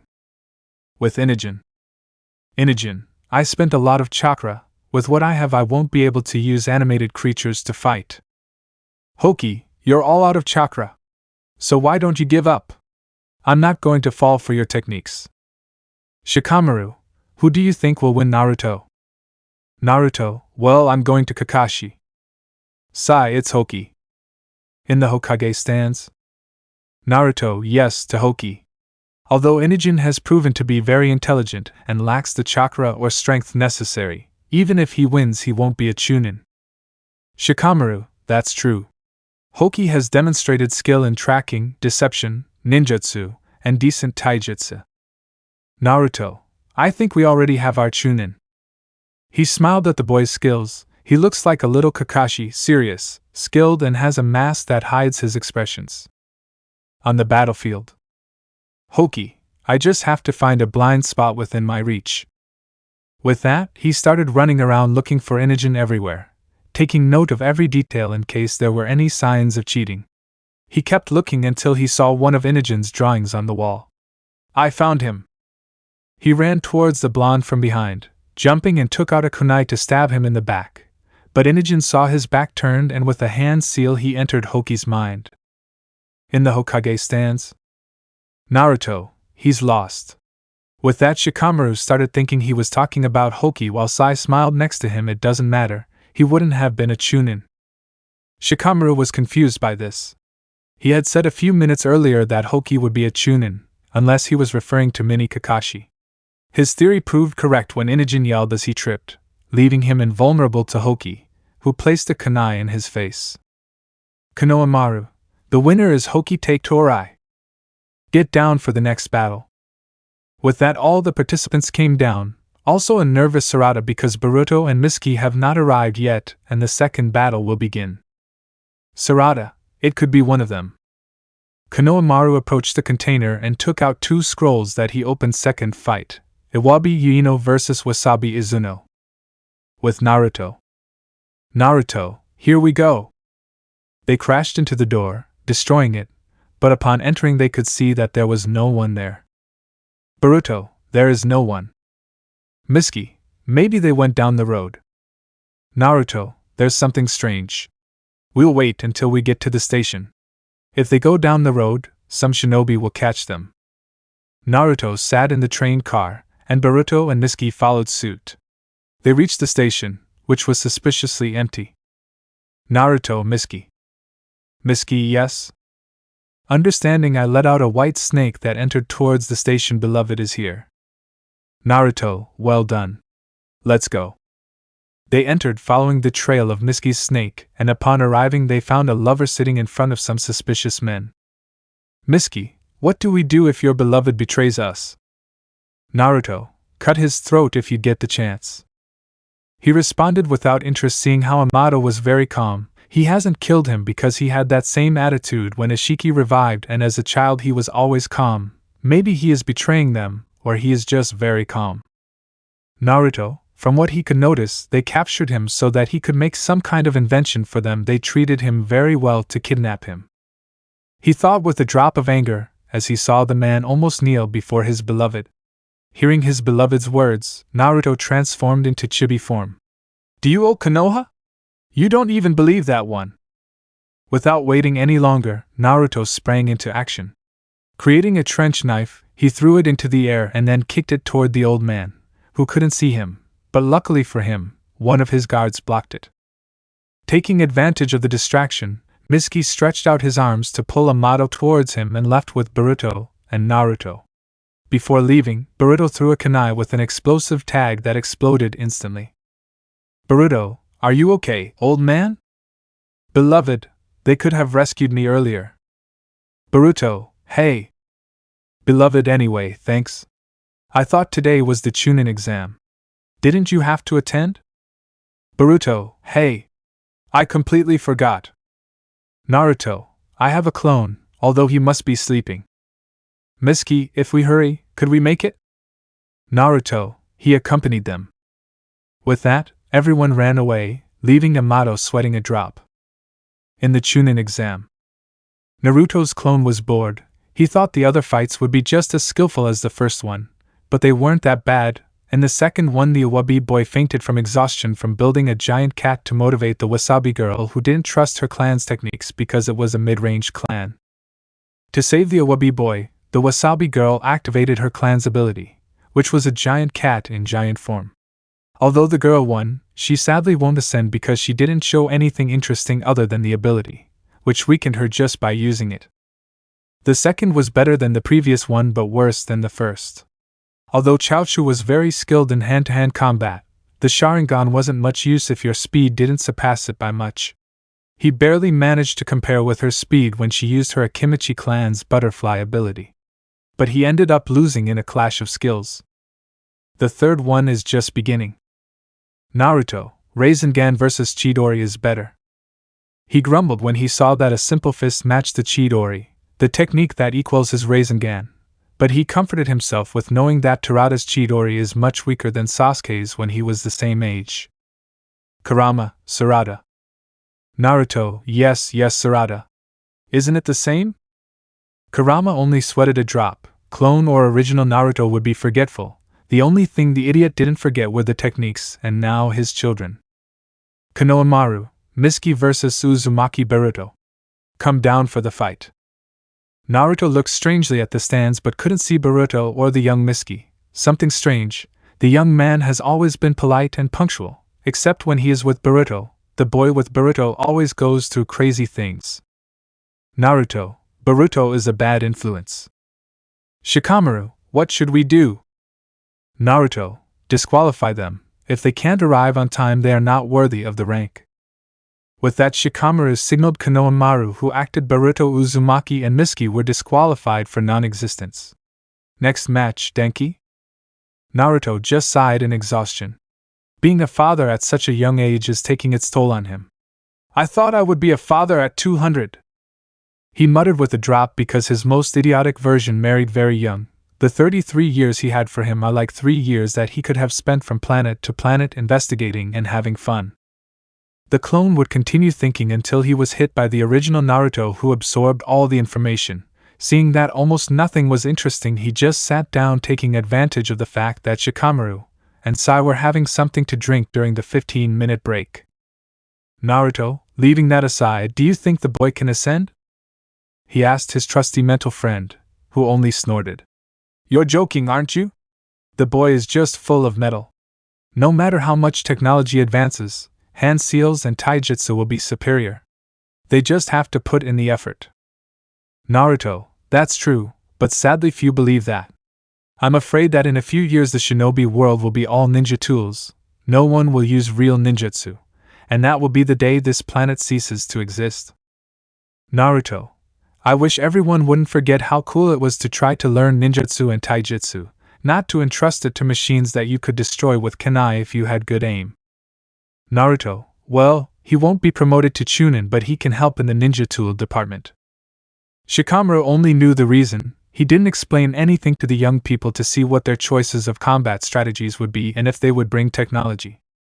Those who fought old school would be taken into account for their demonstration. Those who took the easy way and used technology would be sent to the ninja tools department, since they would be safer there. Shikamaru, and the girl? Naruto, it doesn't matter, he will return to the land of iron tomorrow. If he wins, it will be formally announced in case he returns at some point, but it will be no more than that. Konohamaru, start. Naruto Karma Chapter 5. Subject, End of the Chunin exam. Konohamaru, the winner is Denki Kaminaraman. Naruto just sighed upon hearing the result. He had hoped the girl could beat him, but it seems that his reserves had not increased enough to make her chakra cut twice. Naruto, the boy is very intelligent, but the result is the same. We can't have such easy ninjas in the field. Shikamaru only a Shinshio, although the stairs ninja tools are strong, as the girl demonstrated a simple kunai, or in this case sword, would be enough to immobilize. The only reason why Denki managed to win was that the girl did not aim the cut well, but that is a mistake that Jounin and Chunin would not commit. Shikamaru, it's not the time, but do you think the girls are okay? Naruto, the possibility is high. The electric shock didn't go straight to the heart. But we should go see if he's okay. We can't let our exchange samurai die. Shikamaru stood up and began to walk next to Naruto, who headed towards the infirmary. Being able to see how Konohamaru chased Misuke and Boruto, they remind me of us with Iruka-sensei. Shikamaru laughed at that. Along with Chuji and Kiba, they skipped Iruka's classes because they were very boring. Yes, we looked quite alike. In nursing. Hello? He said as he entered through the door, where the two girls from Team 15 were standing next to the samurai. Seventh, the three of them greeted him with a bow that made him sweat a drop. He still wasn't used to bowing. Naruto, I came to see that you are okay. He turned to the girl, who was surprised. Did you come to see me? Naruto, well, the attack was very dangerous and you are too young to die. He scratched his head because the girl seemed better than he expected for a heart attack. Don't worry, I'm fine. She gave another bow to Naruto, who just smiled. If you're okay, I have nothing to do here anymore. Just stay healthy until you have to return to your country. He turned around to leave until the girl called him. Well, it's just that. Naruto, 77 You don't want to reg 4 years 8 pray, right? Tsubaki, I'd like to train a little more here and try the chunin exam again. Naruto, it won't be necessary. You're good enough to be a chunin, but staying is fine. Mifune will agree. With that, the team hugged each other in happiness, which Naruto took advantage of to leave the room where Shikamaru was waiting for him. Shikamaru, so? Naruto, it's okay, except he wants to stay a little longer. Shikamaru, do you think Mifune will accept? Naruto, yes, the old man wants her to specialize in a style other than the samurai, and more time with the ninja will help with that. Shikamaru Essential, I see the logic in that. If the girl lasts longer as a ninja, she will learn more things than standing on water and walls. Perhaps she will become interested in ninjutsu or nintaijutsu. Shikamaru, what should we do with the Suna people? Naruto, nothing, they were only able to see Kawaki, they had no contact with Boruto. Naruto smiled seriously. Gaara thought he wouldn't notice that his son and his team only came to see Kawaki and Boruto. It was obvious since the boy tried to irritate Kawaki to fight. Luckily, he didn't pay attention to them. Naruto, okay, let's get to work. He started walking towards the Hokage Tower until he met Boruto and his team man. The Uzumaki shouted angrily, walking towards his father, who only sighed, you disqualified me. Naruto, it was you who was late. Sarada, don't be disrespectful. He hit Boruto hard, making Naruto smile at remembering something similar. Leaving that, where are you going? Boruto, let's eat a hamburger. Naruto, well, don't be late. He smiled at Boruto and ran out together with Sarada and Misuke. Naruto, well, let's get on with the work. He continued on his way without noticing that Shikamaru had left a long time ago. Shikamaru? Where did he go? He wondered, looking around, unaware that Shikamaru had disappeared, taking the opportunity to escape from work. Naruto. He took advantage of the bug. He disappeared into a red portal behind which it closed instantly. With Naruto. Naruto, and what did you think? I asked Kawaki what stood out when he heard Naruto appear out of nowhere. Kiwi, it was very overwhelming watching them worry about winning or losing. It's not so bad, though, starting out as a genin. Naruto, fine. Huh? And Boruto? Kawaki, he hasn't come. Naruto, then he must continue with Sarada and Misuke. Kawaki, 7th. Why is he not so attached to Hinata anymore? Naruto, what do you mean? Kawaki, since the fight with Ishiki, he has stopped sleeping with Hinata and they no longer do those couple things. Naruto just sighed. He really tried to make the relationship with Hinata work, but no matter how much he did, he couldn't find anything that connected him to her. Naruto, well, I'm not going to lie to you. My relationship with Hinata is very bad. Maybe she got divorced there. Kawaki just knew that the relationship could reach that point, and why didn't he do it? Naruto, well, I know Boruto will understand, but I doubt Himawari will be as understanding. She's just a kid and her parents separating isn't easy. Kawaki, I'll talk to her. Naruto looked at him with doubt. I don't think that's right. You're not very gentle, let's say. Kawaki, Himawari is not a child, she knows how to deal with things like an adult. Naruto, it's okay. Just try not to let him get mad at me. Kawaki Essentio, making Naruto smile, seeing that Kawaki is no longer as antisocial as before. I'll leave you, I have something to do. With that, Naruto was consumed by a portal again, leaving Kawaki surprised by the portal. The next day, Hokage Tower. You can see Naruto while in front of him were the genin who participated in the chunin exam. There was also Boruto and Mitsuki. Naruto, well, I think you know why you're here, so I'll be straight. The ones who became chunin are Hoki take Torai. Naruto announced to the first one, who earned applause from the others. Wear it with pride, Mini Kakashi. The Essentio boy, as a lazy silver-haired boy, did second. Sarada Uchiha. Again a round of applause began as he pulled out a chunin vest. I'm proud of you, Sarada. And I know your father is too. Sarada, thank you, Hokage-sama. Naruto third. Tsubaki Kurigane. Naruto, make Mifune proud. The girl gave a bow which Naruto reciprocated. I expect great things from you. I hope you wear those suits with pride. Naruto, with the others, they just have to improve a little more both physically and mentally, except for you, Boruto, you have to do a lot more. Boruto, sure, wait, what? Naruto, well, continue with your homework. They all left, leaving Naruto and Shikamaru, who looked at him strangely. Since when can you make such formal speeches? With Team 7. Sarada, guys. Fill this out. She gave 2 bags to Mitsuki, who looked at her confused. What is this for? Sarada, some documents for Konoha. Mitsuki, and why do you have it? Boruto, did you forget? If one of us becomes a chunin, we become vice captain. Konohamaru will leave the team because the old man put him in training to be the new Hokage. Mitsuki, and they won't add another captain? Boruto, well, there aren't many jounin available these days. So Sarada will be the captain. Mitsuki, what's up, Sarada? Boruto, you're worried about being the captain. Sarada, no. But it's weird to think that Konohamaru will leave the team. Boruto, why? We'll be able to do missions with him from time to time. Sarada, yes, but it won't be the same. Aren't you depressed? Boruto, no. That's true, I would be sadder to know that you are too. Naruto said, appearing behind Boruto in the jounin outfit that was worn in his time. On the right side he had a curved katana tilted for faster use. He still had his lock of hair covering his right eye and his crimson hair in a ponytail as always. Boruto, Dad. What are you doing here? Naruto, I'll be your jounin sensei until one of you becomes a jounin. Or you all become chunin.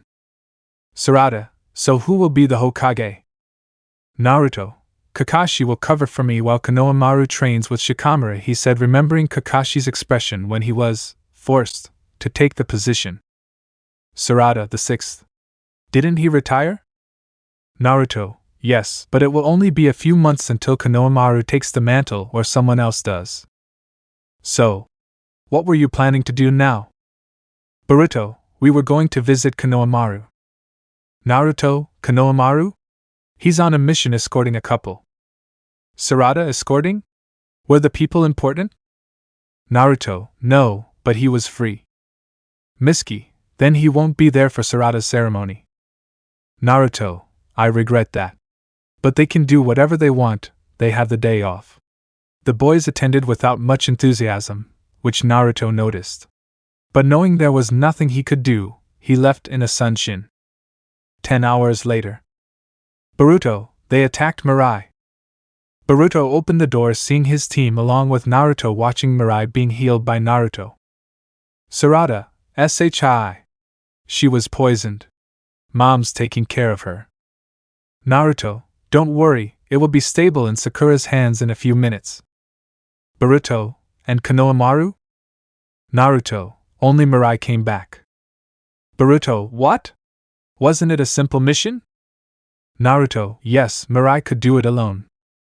Boruto, what the heck happened? The next day, Naruto was in his office with Kakashi, Sai and Shikamaru. Naruto, Mirai's report says she was poisoned by Hirogo of the 100 Faces. According to the report, he's not a fighter, but he's a good thief and well-informed. Kakashi sounds troublesome. Naruto, he took control of the village and hides there to throw off his pursuers. Sai, that's why we couldn't find him. Kakashi, if people who don't know anything come, like our clients, you'll have to howl at them, but this time they were accompanied by Konohamaru and Mirai. Naruto, Mirai said she noticed something strange in the village, that's why she let herself be poisoned. She wanted to get to Konoha faster, and Konohamaru stayed to take care of the hostages. Kakashi, we need to send reinforcements immediately. Shikamaru, I'll take care of them. As I was about to leave, Team 7 came through the door. Sirius let us do this mission. Shikamaru, you guys? We're talking about a rival who appears in the bingo book. Boruto, we want to do it ourselves.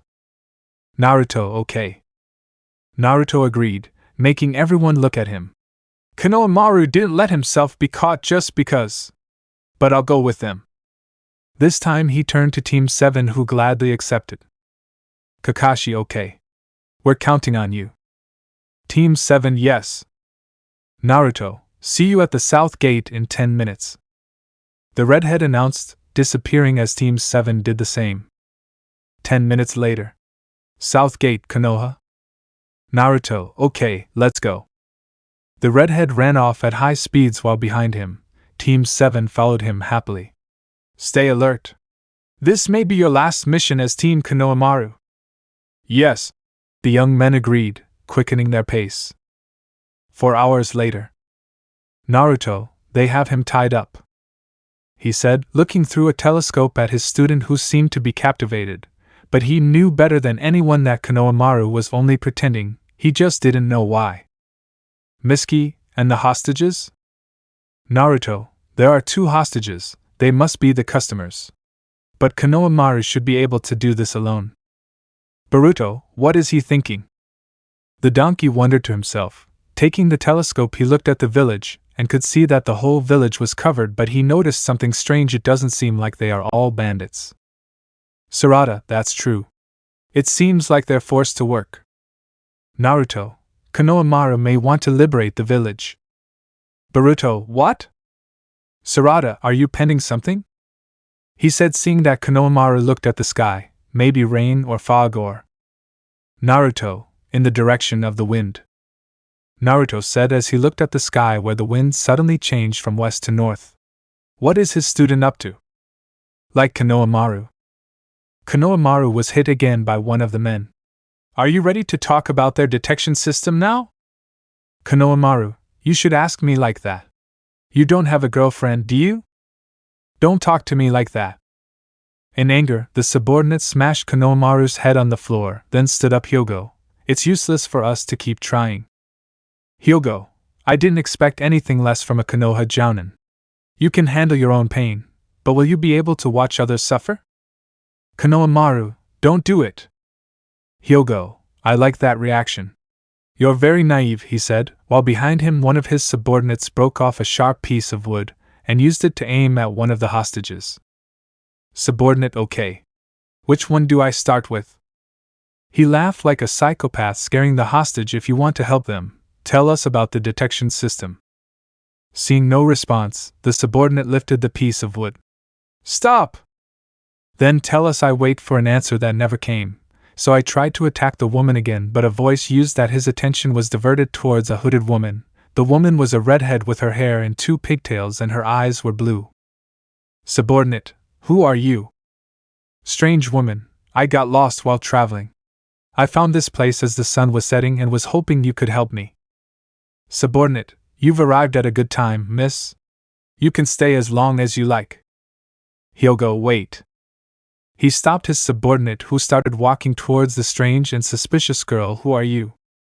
A simple traveler. He smiled in response, which the man didn't like. You said you got lost? Where were you going? There's nothing in this area. You're the first person who came here because they got lost. So I ask again. Who are you? At that moment, like magic, the sunset turned into a cold night that surprised everyone. Is it already that late? Hyogo, what can I do? Go back. He was going to say until a scream from one of his subordinates was heard, and when he turned to that side, Naruto was there with a trench knife in his hand that had just cut the poor idiot's throat. The knife was made of a bright red material with a white center that looked like pure energy. Further to the right, Sarada untied the hostages and then led them away from the place. What's going on? A subordinate wondered, not knowing what was going on through all the fog that blocked his vision up to 1.5 meters. Naruto, you wanted to know who I am, right? He said while holding his neck in a lion-killing lock. Uzumaki Naruto, 7th Hokage and Jinchuriki of Kurama. With that he bent his neck, causing him to fall dead with his eyes white, showing the lack of life in them. Hyogo, I knew they were reinforcements from Konoha. Bring as many as you can muster. Subordinates, understood.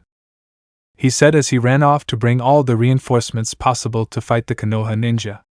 Meanwhile, Boruto appeared at Konohamaru's side to help him. Boruto, I'll untie you in a second.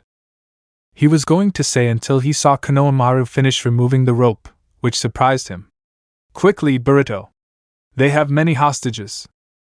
Miski, don't worry about that, he said, appearing out of nowhere as always. Sarada already took care of taking them to a safe place. Naruto, yes.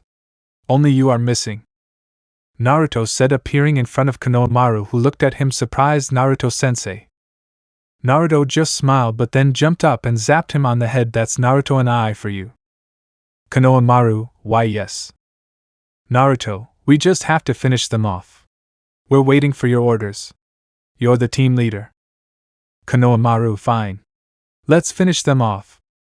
With that, both groups launched into combat, but in a few seconds all of Hyogo's subordinates fell defeated by Naruto and Konohamaru. Boruto, Hyogo is missing. Miski, over there, he said, watching the thief escape, covered by the fog, making him impossible to track. What do we do? Naruto, hey Boruto, palm jutsu? Boruto, palm jutsu. That intrigued everyone until Sarada understood what he meant. Are they talking about the wind technique that Boruto uses to propel himself? Naruto, SOSO. We just need a volunteer. Konohamaru, I'll do it. Naruto, fine, he said as he raised his right hand alongside Boruto, who raised his left. At the same time their hands were surrounded by wind, but instead of being an out-of-control tornado, the wind was a drill that rotated around the hands of both Uzumakis. Leaving his surprised Konohamaru jumped to leave his two legs in the air that were propelled by the wind of Naruto and Boruto. Konohamaru left at a speed greater than he ever imagined reaching.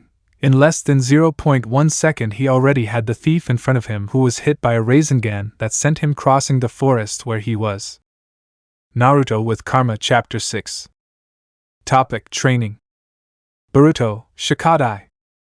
The donkey called a black-haired boy who looked very similar to Shikamaru but with green eyes. Boruto? What are you doing here? Naruto, on our mission we saw some suspicious kids, so we let Miski finish the mission, the older Uzumaki said, appearing next to Boruto and Sarada. Naruto, what happened? Shikadai, we were attacked by twins and Chaochu ended up injured, so she was heading towards the village. Boruto, and Kawaki? Shikadai, he's with the client, he continues to do the mission. Naruto, okay, I'll take care of Chaochu and then we'll go for Kawaki, he said, putting his hands on the girl's wound, who turned to look at him with shining eyes. The 7th is so beautiful, the girl thought with bright eyes, which made the redhead a little uncomfortable. Minors are not his thing. 10 minutes later.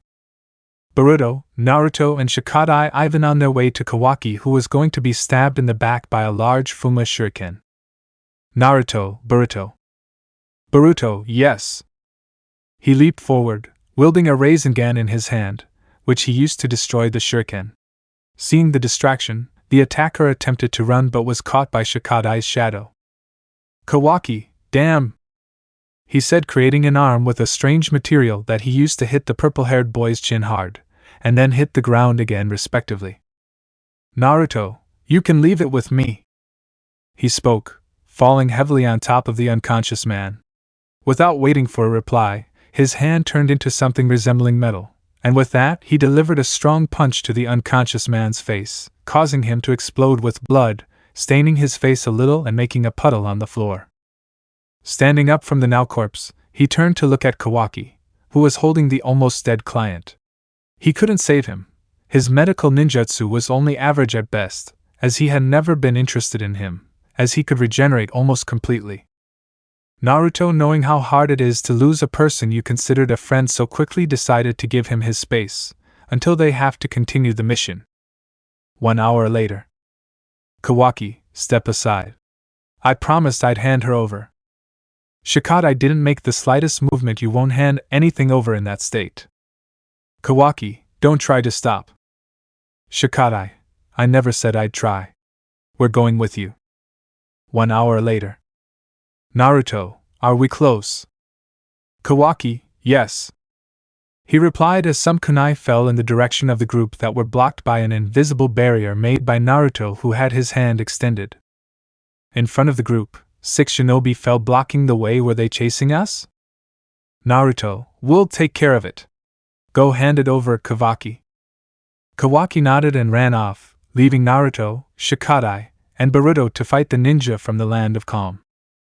Naruto kicked one in the face, sending him flying, then cut off the head of another, and dodged some kunai from another ninja who was immobilized by Shikadai. Naruto, okay. Let's go with Kawaki. Boruto and Shikadai nodded, leaving Naruto's side, and in a few minutes they fell next to Kawaki. Naruto, we better go before we get discovered. Kawaki, yes. A sad whisper began to walk, leaving the team behind, who quickly followed. At that moment, it seemed the sky understood the moment, as it began to rain, soaking the team, who didn't complain. Rain was good for the body, after all. Kawaki, it's my fault. Shikadai looked at him without saying anything. He knew that Kawaki needed to vent about everything that happened today. Kawaki, if I had followed orders, I might still be alive. Shikadai, there are always setbacks on missions. It's not just your fault. Kawaki, I couldn't protect him. I'm no good as a shinobi. Kawaki, after finishing saying those words, fainted, falling on Naruto's shoulder, who appeared in front of Kawaki. Boruto, Kawaki. Naruto, don't worry, he just fainted. But we have to go to Konoha or he'll get sick. With that, the whole team accelerated their speed towards Konoha more because they were in enemy territory than anything else.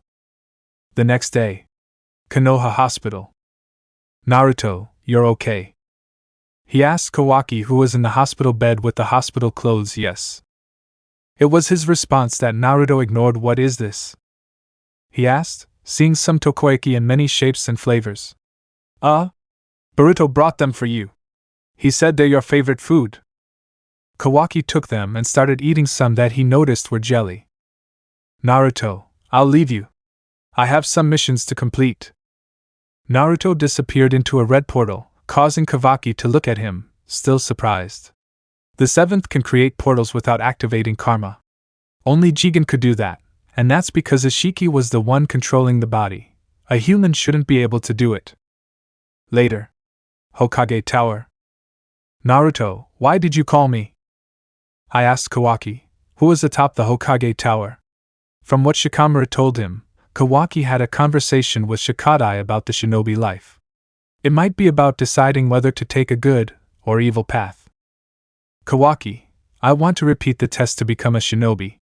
The mission was a failure, but I can't stop there. No matter how long it takes. Naruto, I understand what you mean. But there won't be any more tests. Shikadai gave me a report. Even if you have flaws, he says you'd be good as a genin. You passed the test. That surprised Kawaki. He never thought Shikadai would even say anything good about him. Why would he go? Naruto, he saw that you were willing to risk your life for others. Tomorrow your missions as genin begin under my supervision. Kawaki, he risked his life for his village. What is it to be a shinobi? Naruto, you'll have to find that out for yourself. Kawaki, I will.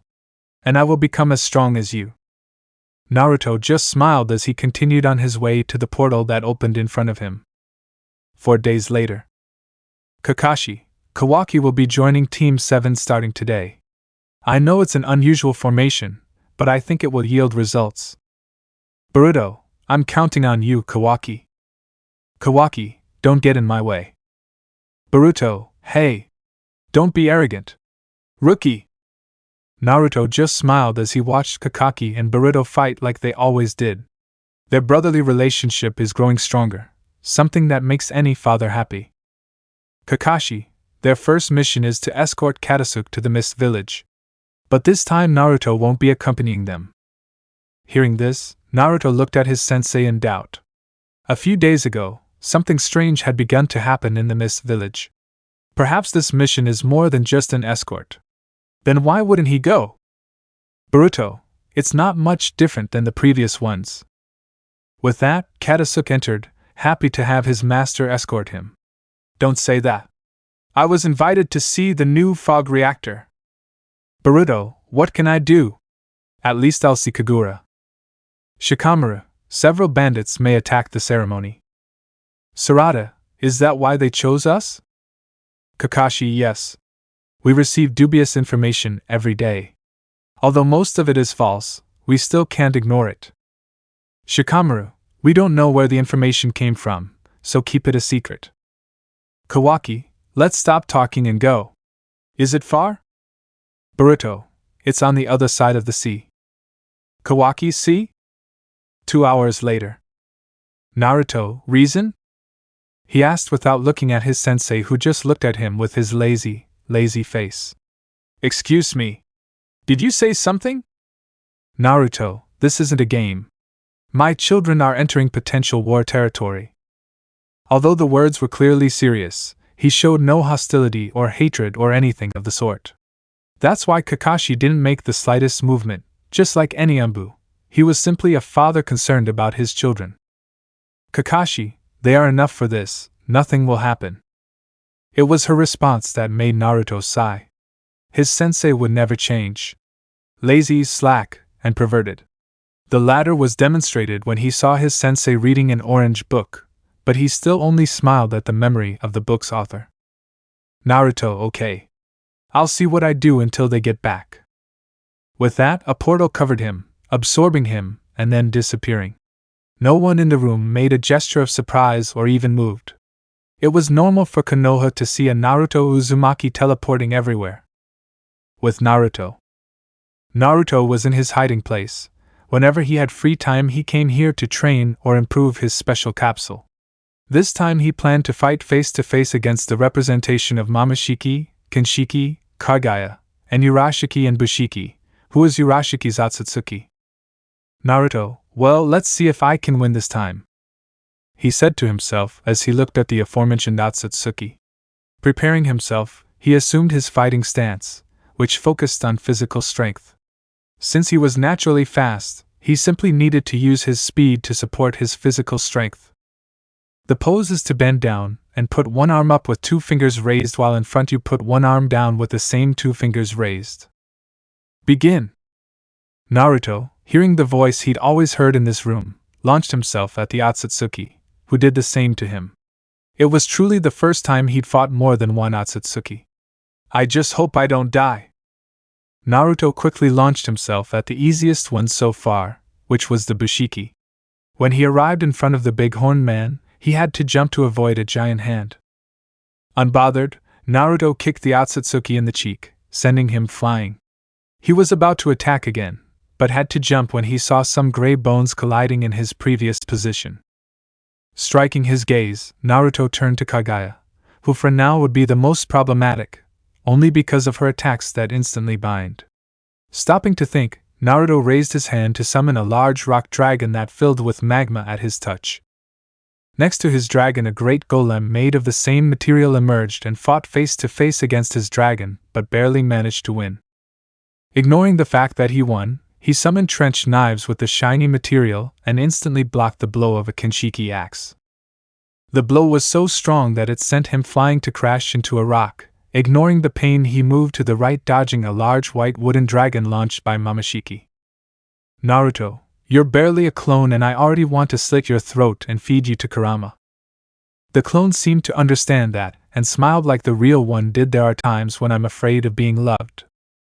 He whispered, since apart from copying the abilities in his image and likeness, he can also make extremely identical clones. For thinking, he was hit by the Bushiki mallet and took flight, and in an instant 10 white wooden dragons emerged from the sky, attacking Naruto, who barely managed to move. Taking out his katana, Naruto began to cut the dragons until he had to move, because this time the mountain behind him was going to fall on him. Looking at the Akatsuki, she could see why it happened. Just a little while ago, Kage had once again merged with the surroundings. Naruto, really? He whispered, because this technique was one of the shinjutsu he hated the most to date, since the only way to hurt the user was to look for the dimension he used to fuse and do damage there. Naruto, Fist of God! He exclaimed as a gigantic purple expert punched Kinshiki with his fist, causing a huge explosion that covered the entire place, measuring almost 69 mountains. Naruto, good. I think I'm warmed up enough. With that, Naruto's eyes turned a metallic blue, and the pupil became a small dot as waves appeared. Naruto, without even looking back, moved his arm in that direction, cutting off Bushiki's arm. Naruto turned around and looked at him evilly, and in an instant thousands of spiders appeared surrounding Naruto, who threw them at Bushiki, who couldn't dodge it, and was sharpened against the ground. Naruto just turned his gaze to see the Akatsuki, but two were different. From what he could see, Momoshiki and Urashiki had evolved to their final forms, while Kage and Urashiki remained the same. Naruto, it'll be more fun that way. With that, the redhead went out to fight the Akatsuki. He needed some fun after all.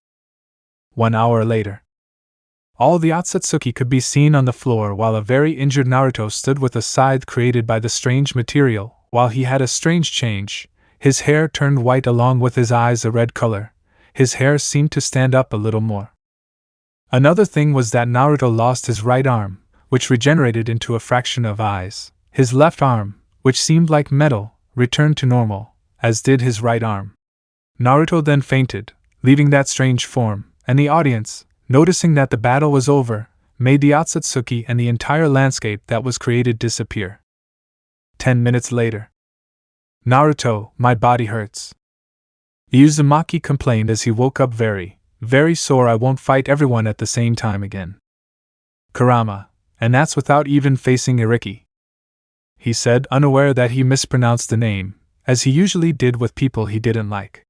Mostly Uchihos, Hyugas, and Akatsuki's, also Uzumaki's except for Naruto and Himawari.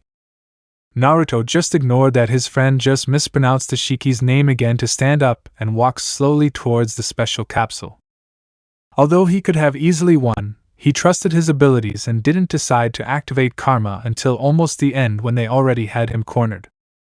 Although the weakest are the assistants, in melee they are better than even Kage and Urashiki, only below Momoshiki and Urashiki when devouring their assistant. Stopping to think about his near defeat, he decided to enter his ice bath that he always does after a tough fight. Naruto, I needed it. I whisper with satisfaction as I feel the cold on his body, which is very important to him. After all, he always had to do this after his training or the beatings the villagers gave him on his birthday. Kurama, crybaby. Naruto, you talk like you can fight everyone. Kurama, yes I can. I am my pet, he said like a child laughing upon hearing his friends scream inside him. He liked to tease his friend. Although sometimes it took its toll on him, especially when Kurama entered his seal, he would receive a blow and sometimes eat him, something that not many would like. Naruto, even if you don't say it, I know you love him. He smiled to annoy his old friend. With that, Kurama gave a smile in the seal. He would never say it out loud or quietly, but Naruto seemed like a friend, even a brother. After all, everything has been so close since the redhead was born. After that, they both remained silent, as if either of them cared. After a few more minutes, Naruto got out of the tub to walk with a lemonade. Naruto, if I didn't know better, I'd look like a billionaire. He laughed at the realization that he literally lived in a mansion, albeit an underground one nonetheless. Leaving those thoughts behind, Naruto walked toward his special capsule, leaving the lemonade inside his machine, which instantly began analyzing it. Naruto fell asleep out of boredom. He didn't want to wait 2 hours to go out. 2 hours later. Naruto, you were calling me, sensei? I speak, entering the Hokage's room that I just noticed. Kakashi, yes. Looks like the mission got complicated.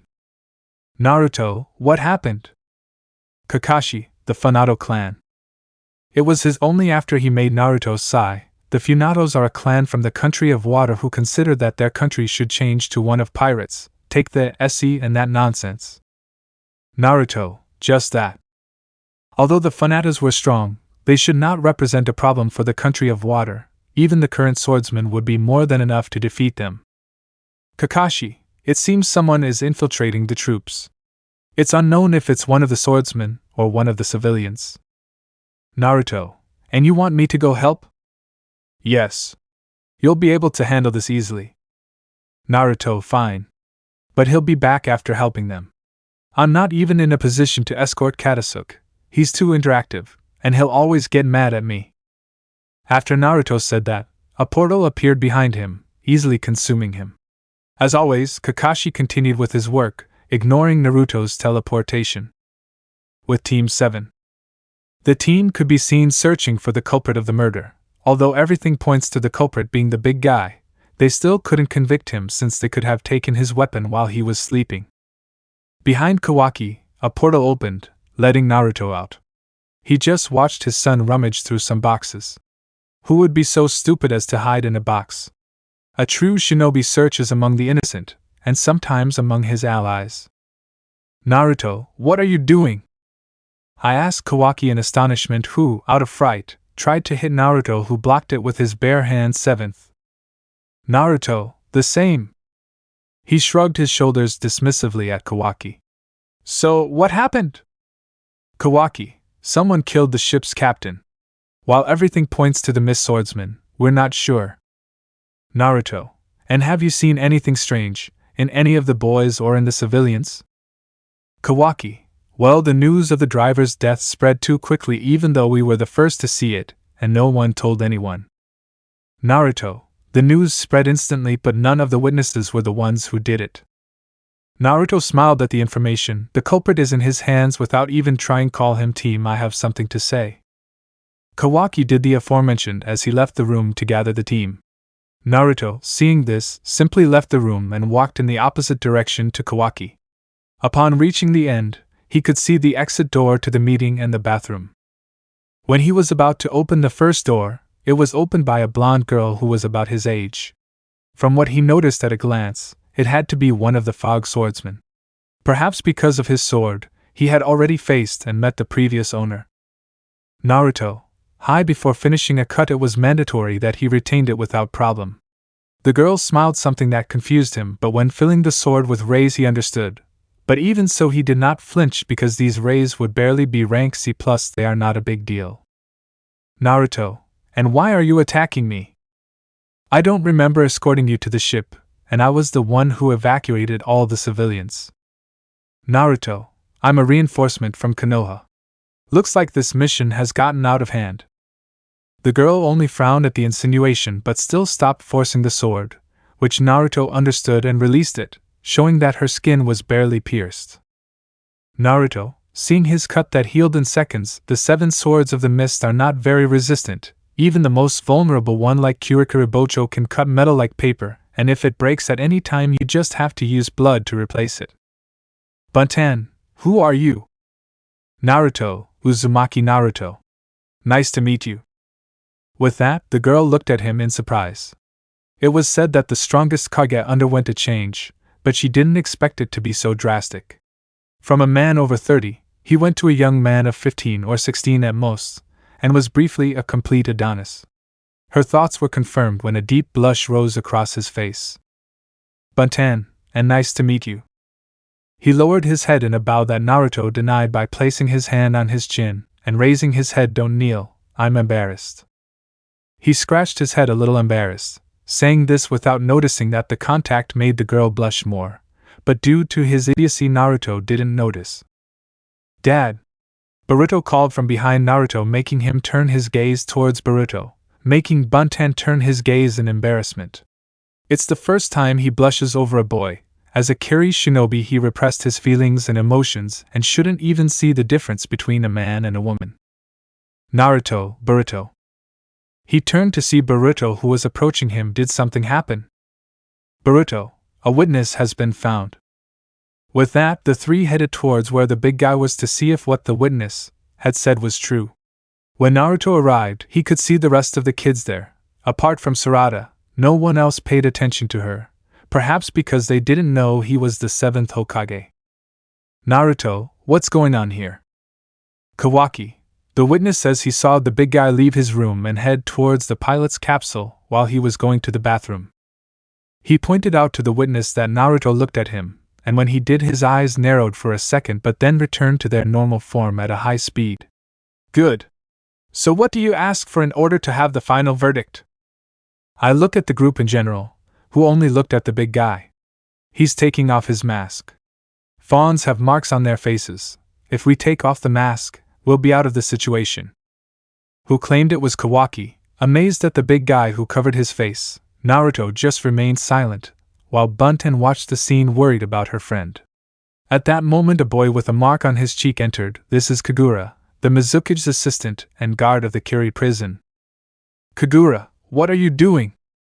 Kawaki, they're hopeless. Haven't you even seen his face? Well, no. We haven't seen him. The one who answered was a young gothic girl with white makeup all over her face that Naruto ignored because it's very normal for you to use things like that to make your own designs, so it's true. Naruto, shut up. He whispered to the man next to him, who shuddered, but this was only noticed by Buntan at Naruto's side, who watched as with just words the 7th Hokage spread fear to this man. It's true, he's just a civilian, but even the ancient swordsmen had to instill their intentions to kill to scare because they couldn't do it with words or their presence. The big guy seemed scared and was under a lot of pressure from all the demands, so he shouted, pushing everyone else out of his way, and unfortunately, Buntan was in front of the door, and as expected, she was pushed to one side, causing her to collide with Naruto, who managed to catch her in thousandths of a second. Naruto, he's a barbarian, he said while slowly releasing Bunten, that she was sick or something like that because she was at a new level of red. Naruto, seeing that the girl would not stop now, went behind the big guy, pushing the civilian against a wall, who crashed into it, causing it to crack the wall. Boruto, Dad! The donkey exclaimed upon seeing his father hurt a civilian like that just to chase after a crazy murderer, although he doesn't want to admit the last part. Seeing that he was okay, he followed the big guy along with the others. Naruto, upon reaching a giant room, began to walk more slowly until behind him, the big guy came out and tried to hit him, but he dodged with great ease with the blonde, who did not move away with a stumble of his feet. Naruto easily managed to connect 3 strong blows that made him fall to the ground, defeated. At that moment, Kawaki and Boruto arrived and were able to see Naruto's arm turning into metal again. Naruto, let's take drastic action. He said to raise his hand to kill the fat man, and at that moment Boruto remembered what a blow from his father covered in metal did to a jounin. With a chunin he would literally disappear. That's why he tried to stop his father, but he didn't succeed and Naruto's blow went down. Boom! The roar was heard throughout the ship, causing it to move violently and even to sway a little, demonstrating the power of the blow thrown. Later, Naruto was seen walking towards the civilians who were in the hallway waiting for the results of the search. It's already resolved. With that, he passed by the witness, who whispered, "It was what had to be done." That made Naruto smile a little, but he didn't say anything and continued on his way while Boruto and Kawaki followed Naruto. Later at night, a body covered from head to toe could be seen as the witness approached the body with evil in his eyes. Instantly, the man spat an abnormal amount of water onto the ground and then fell to the ground, dead or unconscious. With that, the water began to form a gigantic man with a purple mark on his head. It's uncomfortable to stay inside someone for too long. But at least I got them to fight each other. I did the right thing stealing this idiot's gun while everyone was asleep. Now I can have a big, strong body. Mr. Aramui will be in touch. With that, Giant 2 tried to grab the sheets of Giant 1 and surprisingly grabbed his hand. "I caught you," he said to throw the giant to the ground, who was shocked by the unexpected blow. Naruto, and I thought I had to take you out by force. With that, the Funato looked toward the voice, revealing that almost the entire shinobi team from the ship was there. The one who spoke was Naruto, who looked at him with a smile. I never thought you'd fall right into the trap. He smiled at the Funata's confusion. Cheating? Boruto, yes. All this is so you could come out.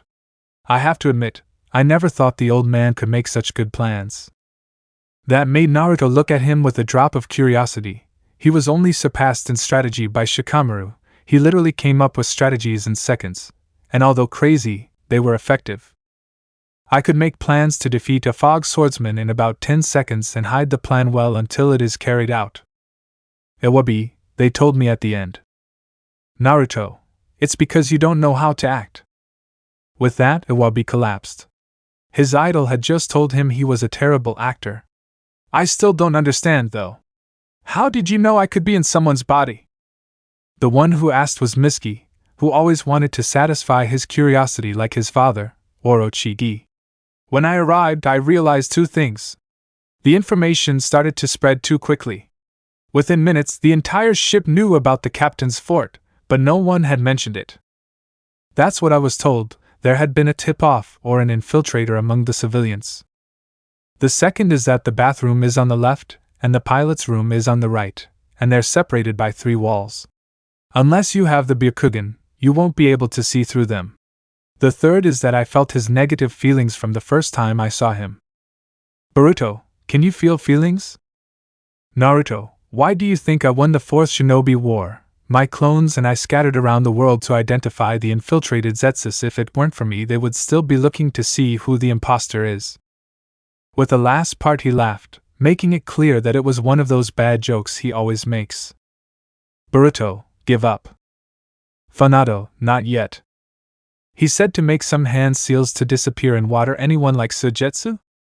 Naruto looked at the water with doubt, but when he saw that 2 kunai with electricity collided, he prepared himself. Even with pain, the Funato managed to enter the pipe, but an instant later a golden flame caught him. With that, everyone looked at Naruto, who had pointed his index finger at the water man. His fire style is so strong, he doesn't even need seals. Bunten thought, surprised to see the level of the most powerful shinobi before her.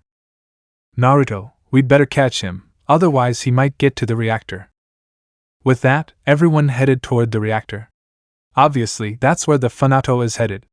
Upon arriving, they could see the man between the threads of the needle sword wielded by the Gothic woman. Bunten, we did well to put you on guard, Habi Ichigo. Boruto, give us any information you have on the Funatos. Bunten, leave it to me. I'm an expert at getting people to talk. Naruto, I like it. He said to Boruto, who turned to look at him, because you're just as crazy as she is. Naruto just stood there without denying it. He was crazy, using it to never deny it, but as always, it's traumas from his childhood with the villagers. Leaving aside the idiocy, Naruto watched as the big guy forced the threads to cross. It was obvious suicide, since the threads are capable of binding chakra like a ninja thread binds people. In short, if he moves any further, he'll be sliced or have deep cuts. To Naruto's slight surprise, the big guy barely managed to get into the barrel. Seeing that it was about to fire, he raised his hand in front of him as his eyes shifted to his blue Rinnegan. Naruto, Shinra Tensei. He whispered as his eyes glowed slightly, and as the explosion rose it could be seen how it was blocked by an invisible barrier created by Naruto, who was calmly standing there. When the smoke from the explosion stopped, you could see how the machine was damaged and the corpse had died. It was made of water and the explosion burned everything around. It was obvious that it was dead. Boruto, do the Funatos go so far for their clan? Naruto, you say that because you haven't seen the history of 2 of the 4 main clans of Konoha. Boruto just looked at him with doubt. He knows that the 4 main clans of Konoha are Senju, Uchiha, Uzumaki and Hyuga. What he doesn't understand is what that has to do with his past. Maybe they have done similar things to protect their clan. Or they have done bad things. He stopped thinking about it because he knew that nothing good would come out of it. Naruto, shouldn't we be going? Kawaki, that's true. The threat is already dead, and we've proven that Hyogo isn't a Funato.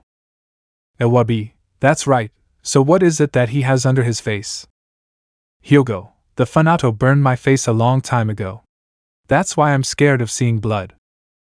Naruto looked at him, but did not give it any more importance, and then entered the ship leaving the others. He would wait until tomorrow to return to Konoha just to be sure that there were no more threats. He boarded. Buntan, seeing that the 7th Hokage had entered, followed his example and entered as well. The night was very cold, and he wasn't wearing his jacket. When she entered, she saw that the Hokage was heading towards the warehouse. With doubt, the girl did the same, and when she entered, she could see that the 7th was checking the boxes. Boruto, what are you doing here? She asked, along with the others behind her, making her jump in fright. Idiot! She exclaimed in fright, surprising the group. Normally she was always attentive and on guard, but since the 7th arrived, the girl becomes unfocused on reality and becomes an easy target. The 7th is checking the boxes. He pointed to Naruto, who ignored his mention and continued looking through the boxes on the boat until he saw one in particular.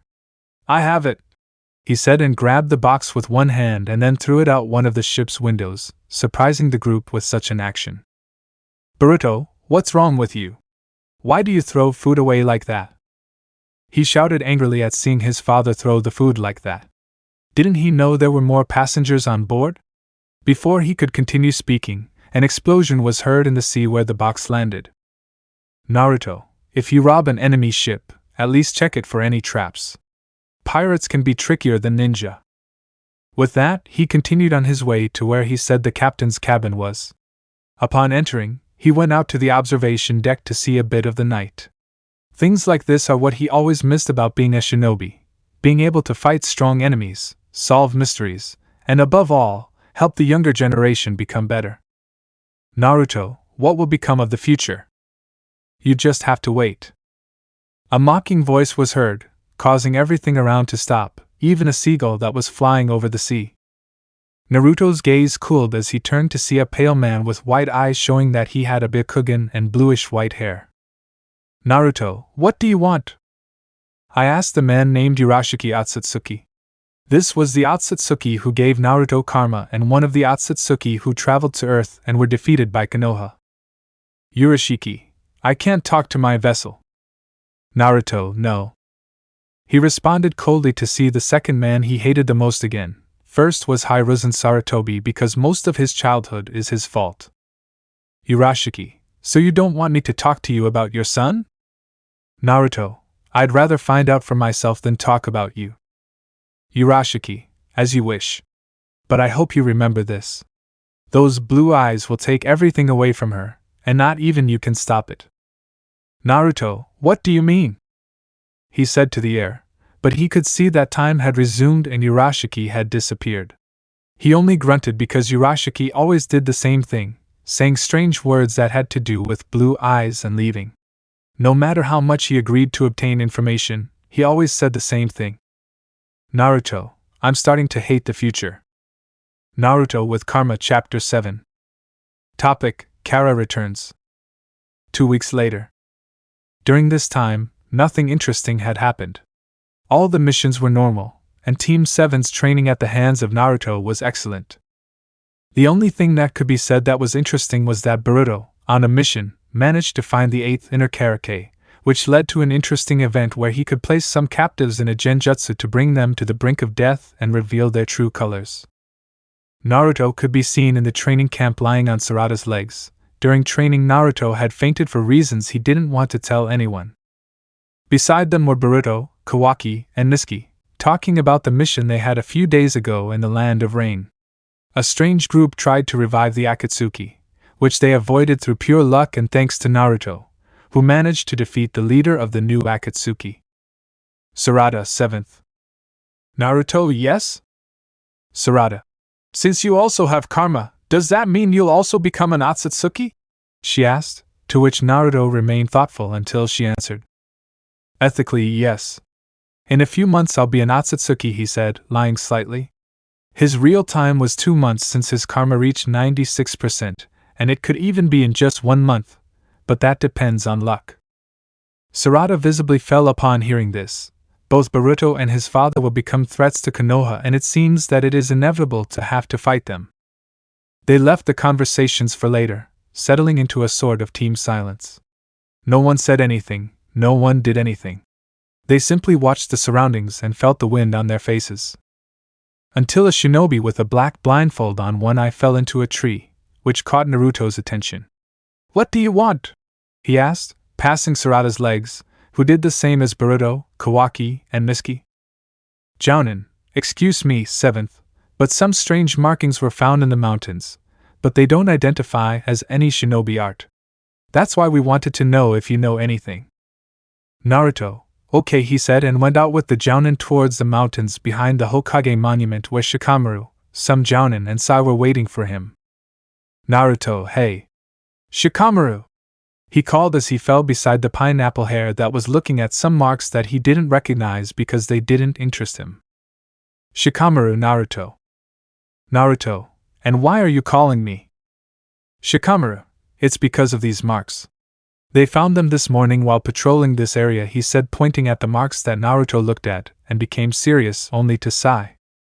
"Naruto, they're code scratches." Meanwhile, with code, the orange-haired man could be seen walking through a snowstorm, while in the distance, a gate, also lightly covered in snow, was guarded by 2 men. As he approached the gate, the men could see him. "Guard 1, hey, do you know where you are?" Code, "Yes. In one of the borough churches." "I know him. Let me through," he said, approaching both guards who believed his answer. "Guard 2, stop, borough ordered that no one will pass," shouted the man, to which Code ignored him to continue walking as if nothing had happened. Both guards, seeing this, raised their right hands, which turned out to be modified cannons. Code was unfazed and continued walking. Code, they're still following his orders. What idiots, Code thought doubtfully, seeing that these idiots were following the orders of the dead priest. Guard 2, stop. You can't hear me, I shout, losing my patience with this stranger. Code, I guess only fools would stand guard in such a cold place, he said as his hands changed into claws. Code continued on his way, ignoring the shots that crashed around him, but were far from hitting him. Until one collided with his chest, but even then it didn't cause any damage. This was when the guards increased their power, causing Code to run toward both guards. While in the air, he launched 2 scratches that left some plates on the ground. Without giving importance to the gesture, the guards fired at him at full power, but Code suddenly disappeared. Both guards looked for Code with their eyes until Guard 1 noticed Code coming out of the plate behind Guard 1. Guard 1. Get back! I shout, ready to shoot. Code. Too slow, he said, then stabbed the guard, who died instantly. The second guard, seeing this, began shooting like crazy at the death of his partner. Seeing the shots, Code faced the now dead man so that he would receive the attacks.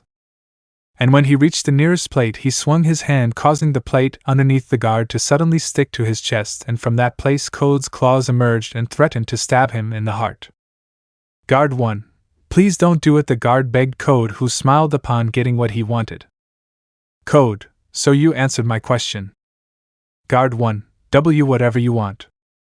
Code, I want to see someone. He couldn't finish as the door opened and more guards came out and shot instantly. Seeing the attack, Code disappeared, letting the shots collide with Guard 1, who died. Guard 3, we failed. He's too fast, he said, watching Code appear where he was. Leave it to me, said a big shirtless guy who came out of the church. Code, aren't you cold in those clothes?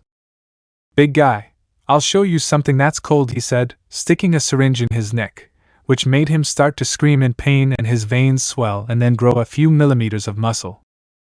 With his action completed, the big guy launched himself at Code, throwing a punch at the redhead, who only moved from the spot, letting the fist hit the ground, making a small crater. Code, you are very agile for your size, he said behind the big guy, who didn't give it any importance and then attacked again, throwing punches that Code easily dodged. Seeing the incoming blow, Code let it go and then hit the elbow of the arm, causing it to break from that spot. The big man didn't seem to notice, so he returned to the fight, but was sent to the ground with a blow to the left elbow and another to the chest. The big man stood up again and injected 2 syringes into his neck, causing him to undergo a grotesque transformation. His skin color darkened, and his hair fell out, leaving a trail of horns along his spine. With this change, he launched himself at Code, who didn't flinch and just as easily began dodging the big guy's punches as he continued attacking. For his size, the big guy had great speed, as he followed Code everywhere. When he was about to hit him, Code easily stopped the punch and climbed onto the animal's arm. In anger, the big guy threw a punch with more force than Code easily dodged and then fell on top of his plates. "I've got you!" he shouted, about to hit Code, who disappeared between his plates. "I can't move," the big guy thought in surprise when he saw that he couldn't move and a plate was wrapped around his body from where Code calmly came out. "Where are you?" he shouted into the air, hoping the coward would reveal himself. "Code, here I am," he said as he stepped out of the plate on the big guy's face, and with his claws managed to explode the big guy's head as if it were nothing.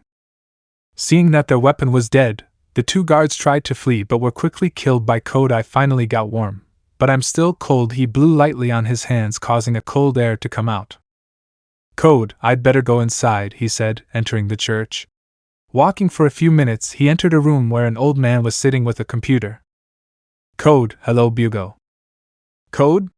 What are you doing here? Did Jigen send you?" "Code, you don't know either? Jigen died and so did Burrow," he said seriously to the old man, who seemed unfazed by hearing of Jigen's death. "Bugo, how unfortunate. What happened?" "Code, I didn't come here to give you explanations. How is Ida?" "Bugo, what do you mean?" he asked, trying to hide the nervousness that came over him upon hearing that name. "Code, Burrow hid some of the cyborgs Jigen ordered destroyed. Take me to her." "Bugo, I don't want to disagree with you, but is Burrow really dead?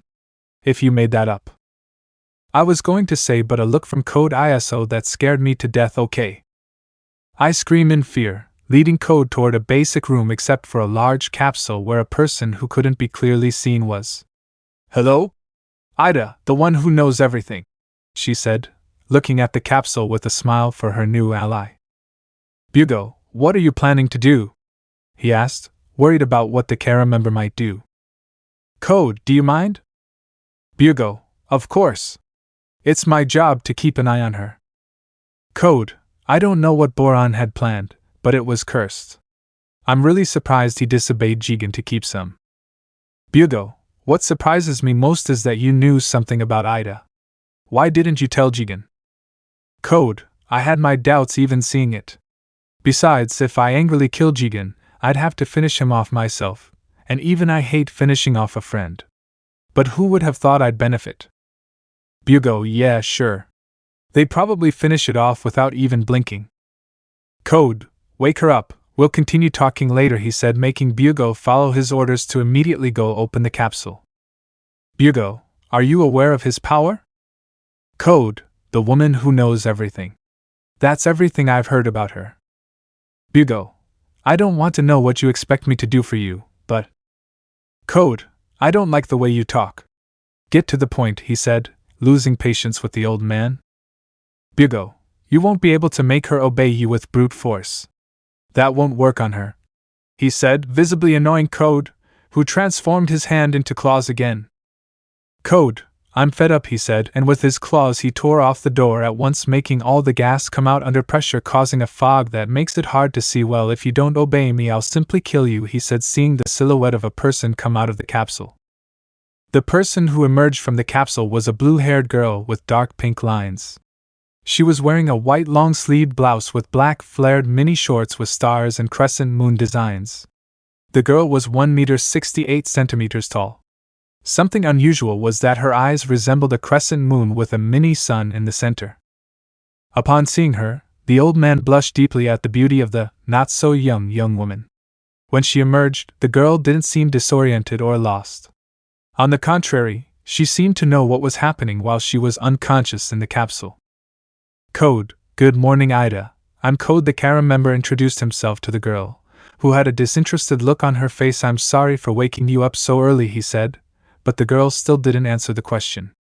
The girl began to walk past both men. Before he could follow, a plaque appeared on his chest, and one of Code's claws poked out and landed on his neck. "Wait! You don't even say hello?"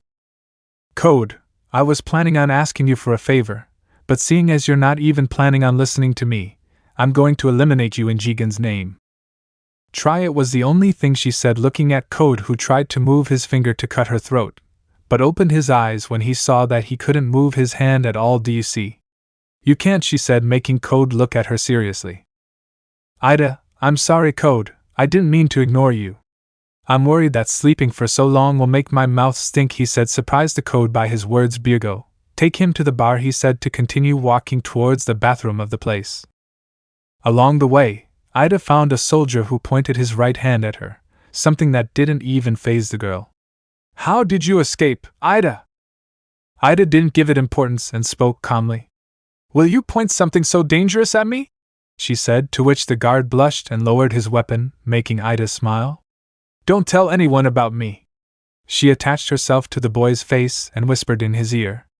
The guard blushed and nodded furiously. With Code and the old man.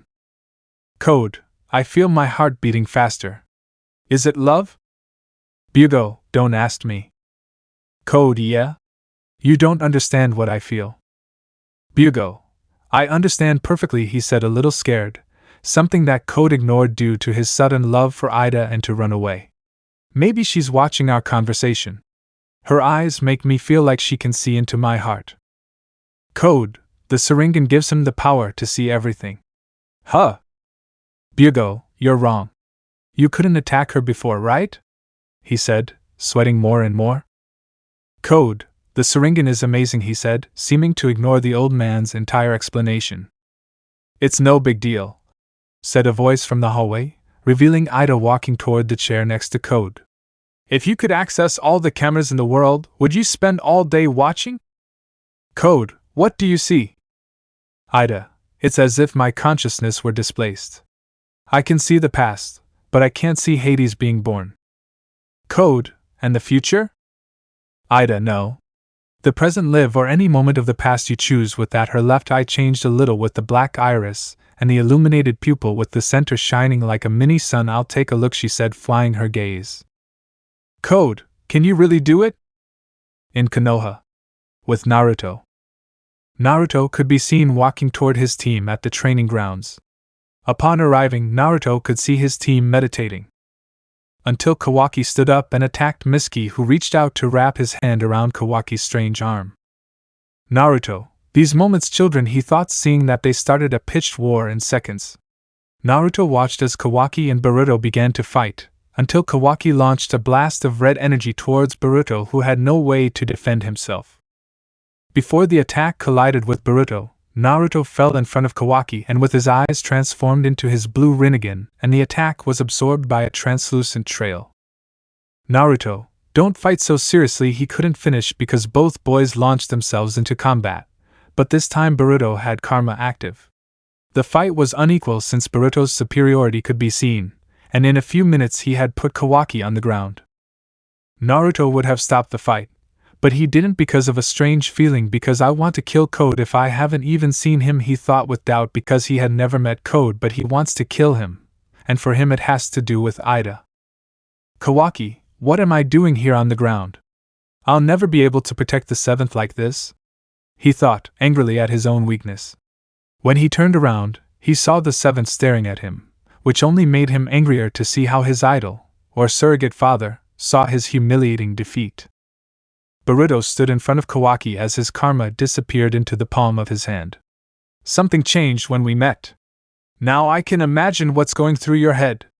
Something's bothering you, isn't it? He asked, and seeing that there was no answer, he decided to speak. Tell me. Boruto, good. I didn't avoid karma because it made me disappear. I was afraid of hurting someone like I used it with Sasuke, but you're right, he won't beat Code if I hold back. I'll use all the power at my disposal, so stop carrying it all on your own, Kawaki. That kind of brazen phrase is usually said by someone as capable as that. If we lose, he'll go forget it. Boruto, don't do that. Kawaki, let me tell you something. If Momoshiki possesses you again, I will stop you with my own hands, he said, making Naruto smile at the attachment to his children. Being a father at a young age isn't bad if you're a good father, thought the redhead, as he saw his children holding hands like good brothers. Naruto, they're idiots, he thought as he watched the team try to glue Kawaki's ninja bandana back on, which Boruto broke with his lightning attack. This happened without knowing that an alliance was formed between the strongest experiment and the woman who sees everything. Naruto with Karma Chapter 8. Subject: Code attacks. A young Kawaki could be seen running desperately. Behind him came a young Code with his white karma active. In an instant, the young Code caught the young Kawaki and began to suffocate him. "If you weren't Ishiki's receptacle, I would kill you," he said with pure hatred in his voice, tightening his grip on Kawaki's neck, who was beginning to lose his breath. At that moment Kawaki woke up agitated, revealing that it was just a nightmare or a bad memory from his childhood with Code and Jigen. "Amato, you're agitated. Did you have a nightmare?" he asked, seeing the sweaty Kawaki who just shook his head. Kawaki: "Yes. Especially seeing one where Code envies me. Although I'm no longer Ishiki's receptacle." "Amato, you're wrong there," he said, drawing Kawaki's attention. "You're still Ishiki's receptacle." "Kawaki, what are you saying?" "Ishiki's soul disappeared and will no longer possess your body. But that doesn't mean you're not its receptacle," Amato said, angering Kawaki, who grew his organic claw to slam Amato against the wall. "Kawaki, I don't want to hear that. Beloved, the result is that your body is still Otsutsuki." "Kawaki, didn't you hear that, idiot? I don't want to hear that again." He shouted angrily at having to hear that again. "He's not a receptacle for anyone, and I'm not going to do that again for anything in the world." "Amato, do you want to protect the Hokage?" "No?" he asked, his breathing labored. Kawaki unwound his organic arm to listen to Amato. Anything related to protecting the Hokage will be heard to some extent. To beat Code you need raw power. Power to overwhelm him. "Kawaki, do you think the seventh can defeat him?" "Amato, if he and Code fight alone without his limiter, the Hokage has a high chance of dying," he said, to which Kawaki put on a serious look for hearing those words that he really hoped were not true, or that they would never happen. "You want power, don't you? You must have been thinking about it since you lost karma." "Kawaki, what are you implying?" "Beloved, obtain it. Now that Ishiki is gone, obtain the power of karma as a simple weapon." "Kawaki, what do I get back for karma?" "You should know that by now. You unconsciously want it." "Kawaki, you should know how much I hate karma," he said, pointing at Amato, who didn't flinch. "Amato, yes. And I also know how practical you are and how you use everything to your advantage," he said, but Kawaki turned away, ignoring his words. "I'm leaving, this conversation is going nowhere." "Amato, both you and I are outsiders," he said, earning Kawaki's gaze. "We can't complain if we're kicked out when we're useful." "Without the power to protect seventh, do you have the right to stay here? Think about it, you have options," he said, causing Kawaki to think for a few seconds, but then he left him to leave with his jacket. Elsewhere. "Ida, Kawaki, he wants to protect the seventh. Can't you forgive Kawaki?" she asked Code from beside him, who denied it.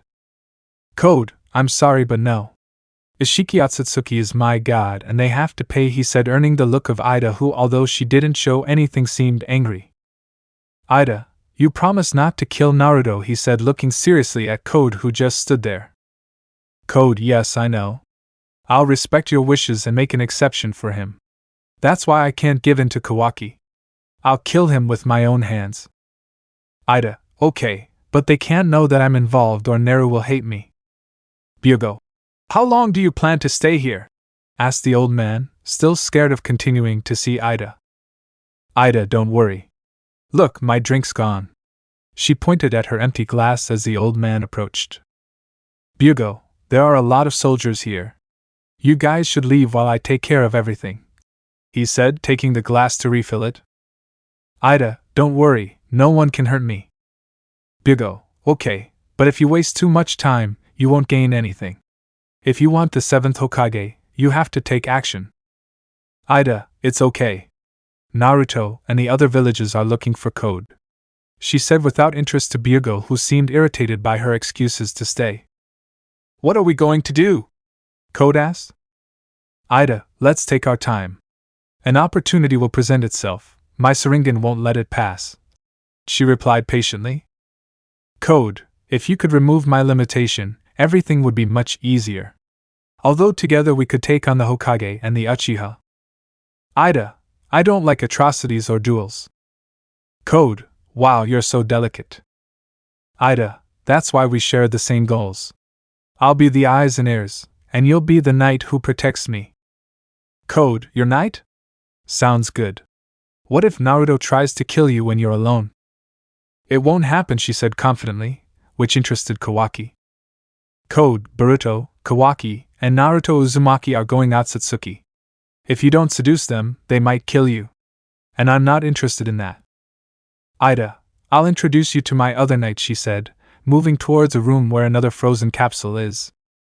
Code, and what is your other knight like? He's the only one capable of killing me besides the Otsutsuki, he said, surprising Code. Code, what if we break up? There's no need, he said, slightly concerned for the safety of his unforced love. Ida did not respond, but at that moment the capsule opened, releasing a large amount of smoke that was visible when it disappeared. There's no one there. He peered out of the completely empty capsule. Until a boy fell on Code's back, amazed. You're my sister's new boyfriend? He asked, shouting at Code, who was about to attack the young man from behind. Ida, don't do it. That stopped Code from doing anything. It's fine on your back, said a young blue-haired man with pink highlights and a red outfit and a mole under his nose. Ida, come down, Daemon. We agreed that you wouldn't ride on people's backs. The now known as Daemon looked at Code with doubt. You really changed the other idiot for this one. It's worse, he said, looking at Code, who looked at him again angrily. Obviously not, and he's not my type, she said, causing Code to turn to look at her with pain in his eyes. Before she could move, a smoke bomb fell, unleashing smoke throughout the room, making it impossible to see properly. Code, they found us. He thought about killing everyone, but Ida stopped him. Don't do it. This is an opportune moment, he said as a guard fired, but instantly fell dead with a hole in his chest. This surprised Code, who watched as two other guards fell dead from their own attacks. Code, reflects enemy attacks? Ida, the more you hurt someone, the more you'll get hurt. The stronger the urge to hurt someone, the faster the outcome, she said, watching her brother finish off the guards. Ida, let me introduce him. Daemon, my younger brother and my other knight, he said, watching his brother jump for joy for some unknown reason. Bugo, seeing the current situation, tried to hide, but little Daemon managed to see him and jumped on him, then headbutted him. Daemon, where do you think you're going, Bugo? It's been a while since we've seen each other, the boy said, roughly shaking the old man, whose nose was bleeding from the previous blow the boy gave him. Before continuing to attack, Daemon felt something strange, and when he looked back he could see Code with his plates on his body. It seems that it activates even when he is unconscious, he said while the boy looked at him angrily for his action. This is my ability. I can travel between scratches and bring people one by one. I thought it would be easier to teach you, he said, pulling the old man towards him with a tug. Daemon, how amazing! I like it.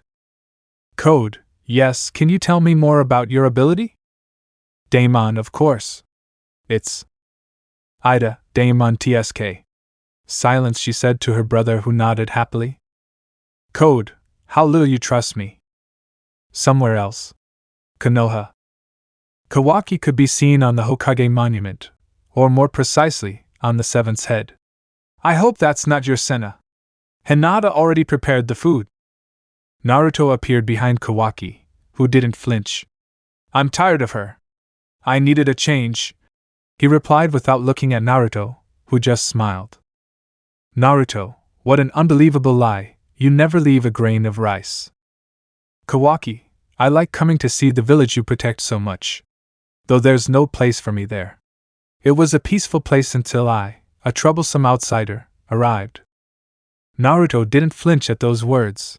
From Sumirai's report, Amato had been messing with Kawaki's mind, and it seemed to have worked slightly. Naruto casually took Kawaki by the shoulder, which surprised the genin. Kawaki, what are you doing? Put me down. Naruto, let's go home. Son, was his response as he started walking home. Kawaki stood still upon hearing Naruto's words, staying on the Hokage's shoulder. One dinner later. Naruto's room. Naruto, Konoha is your home.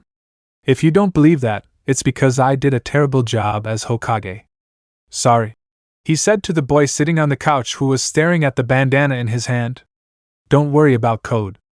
We'll take care of him, you don't have to worry. Konoha is a place where people can live in peace, otherwise I don't know why I became Hokage. At that, the boy fell silent, mentally wondering if he was really from Konoha. But he left them to sleep, leaving those questions for the next day. Day after. Nothing interesting had happened during the day, except for C-rank missions. But with 24-hour surveillance from Naruto, since he can't be with them all day, that takes us back to the night. The Uzumaki family was normal. Hinata was watching soap operas, Boruto was playing video games, and Naruto and Himawari were putting together a puzzle. Naruto. This one goes here, he said to Himawari, who took the piece to put it in the place indicated by her father. We're done, said Naruto, looking at the finished puzzle. Beside him, Himawari is happy. It's the first puzzle she's put together with her father. Naruto continued celebrating until he saw Kawaki leave. He was going to follow but saw that the boy came back, so he let him. Kawaki no longer has a reason to escape, so he wouldn't distrust his son. But a few minutes later he heard Boruto making a scene. He would have attributed it to their typical sibling fights. But he didn't hear Kawaki complaining or fighting in the same way, as if he didn't want to attract attention. Naruto, what's wrong? He asked Boruto, who was knocking on the bathroom door where Kawaki must be. Boruto, it's Kawaki. He's planning something, he said, making Naruto look at the bathroom. Naruto, why do you say that?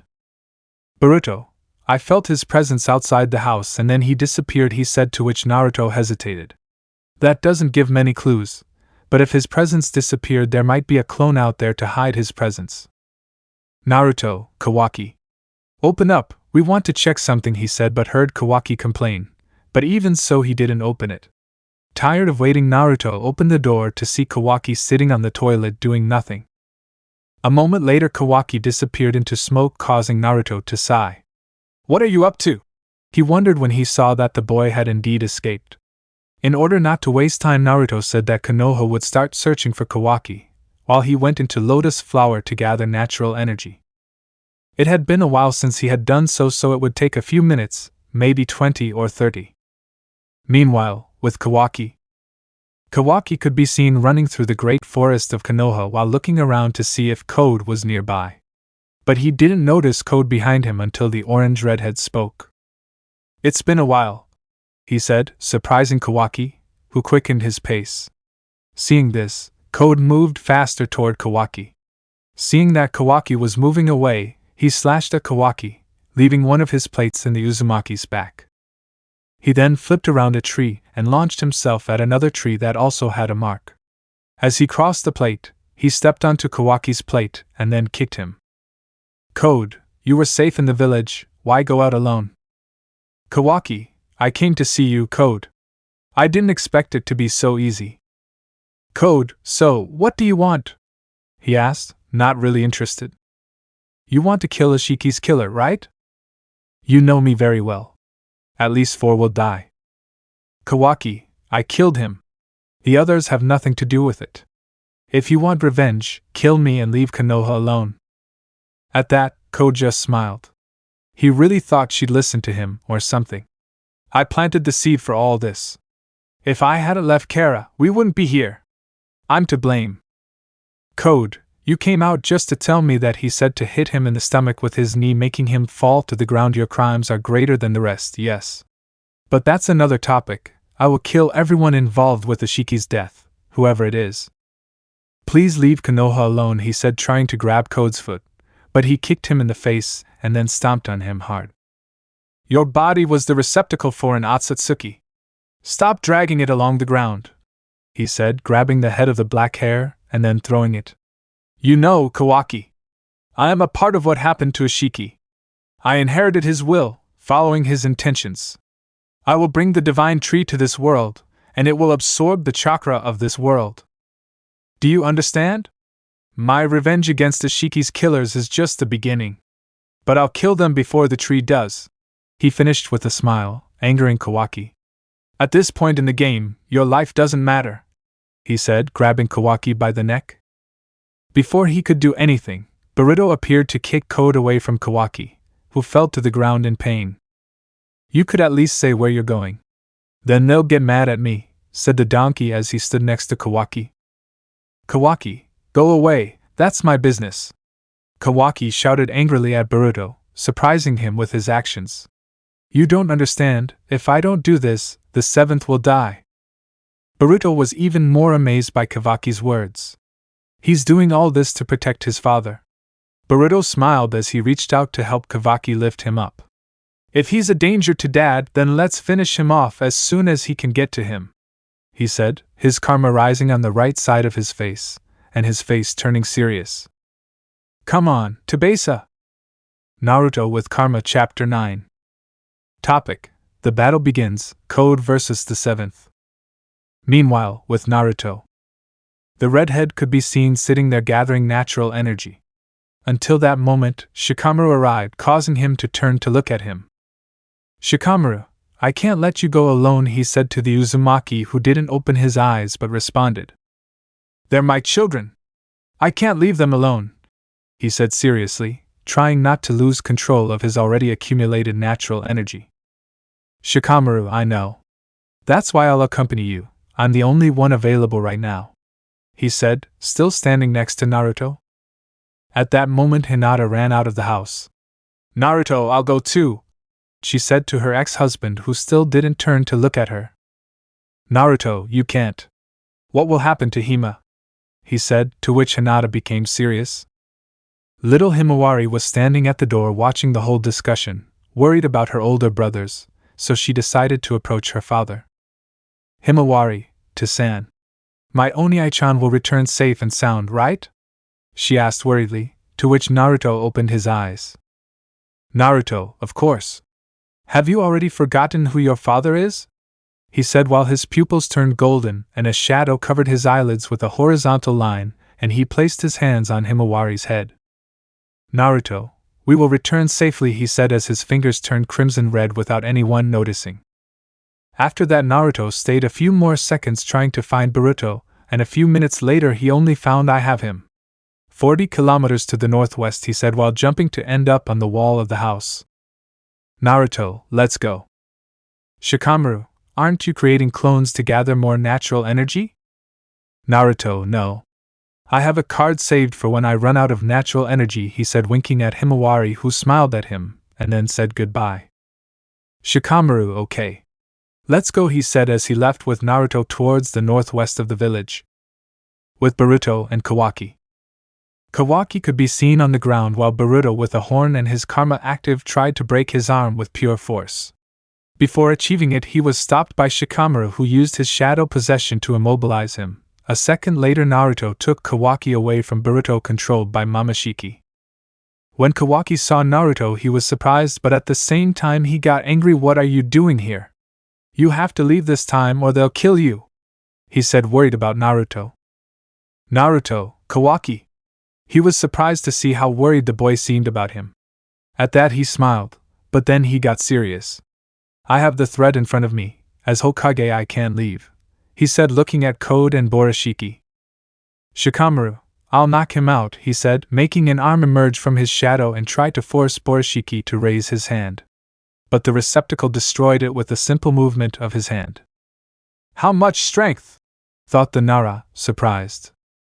Taking advantage of the carelessness, Code sneaked up behind Shikamaru and put his claw on his neck. Don't move, Hokage, or the Nara will die. Take one step and I'll slit his throat. He smiled cruelly in his words. At that Naruto stood still. He didn't want his friend to be killed, wretch. He whispered angrily for being distracted by Kawaki. Shikamaru, don't mind him, Naruto. Fight, don't worry about me. Naruto ignored Shikamaru. He couldn't let his friend die right now. Code just smiled when he saw that he followed his orders. So he decided to speak. Momoshiki, as long as I have this guy in my hands the Hokage won't be able to move. Don't you think this is the best time to get revenge? He asked with mockery in his voice, making Naruto more and more serious. Momoshiki and Code joining together won't bring anything good. Borishiki, don't give me orders, waste. I'm not too keen on it, but seeing the situation fine, I'm going for it. The Akatsuki smiled cruelly, making Naruto stand serious about the situation, but seeing Code's threat to slit Shikamaru's throat, he stopped. Borishiki, I haven't forgotten the humiliation I suffered between father and son. I had to accept this aspect, but seeing the situation, I find it intriguing. Killing a father with the body of his son, the perfect revenge, he said, stretching his palm towards Naruto, who didn't move at all. Burn into your head the moment your son kills you. Shikamaru, don't do it, Naruto. Fight. The Naruto shouted desperately, seeing that Naruto was about to die because of him. The redhead didn't pay attention to him and decided to stay in that place. He might have a gap to escape during Borishiki's attack. Before Borishiki attacked, Kawaki launched himself at the Akatsuki, creating organic spikes that he tried to stab into the Akatsuki. But the Akatsuki dodged it as if it were nothing and then kicked him in the stomach, knocking him to the ground. Desperate, Kawaki got back up to attack Borishiki again, but he was completely humiliated. He kicked him again in the stomach and then kicked him to the side. Ignoring him, he turned to Naruto, who still wasn't moving. Borishiki, even the strongest die humiliated, he said, raising his right hand towards Naruto, who stood on guard. Cho Otama Rasengan, he said calmly, making a Rasengan appear in his hand that grew until it quickly covered the space between Borishiki and Naruto. Kawaki, 7th! He shouted worriedly, seeing how the Rasengan was about to absorb Naruto, who only put his hands on X. He can't absorb the technique with karma for personal reasons, and he can't move either or Shikamaru would die. Kawaki was scared. Scared because the person he sees as a father was about to die. Scared because without the 7th, no, without his father, his life would return to what it was before. An empty vessel with nothing to fill it with. That's why he stood up as quickly as possible and stood in front of Naruto, who was surprised but couldn't react because at that moment the Rasengan shrank at high speed until it disappeared. Borishiki, they absorbed him, but who? The Akatsuki wondered, unable to see anything due to the large amount of smoke that, when it dissipated, revealed a Kawaki with red marks on the left side of his body, while a horn emerged from his head and curved to the right, passing through the back of his head until reaching the right side. Naruto, Kawaki. Borishiki, what a surprise. Recovering lost karma is almost impossible. This is the work of the beloved old man, isn't it? They'll keep using you because of your ignorance. The controlled Uzumaki said to Kawaki, who remained calm. Further away, Naruto took advantage of the fact that Code was distracted and kicked him in the face, pushing him away from Shikamaru, who jumped even further away. Naruto, leave it to me. Stay away until then, he ordered, standing in front of Code, who stood to face him. How about we avoid all this, 7th? Someone wants to meet you. Come with me, and I won't attack Konoha.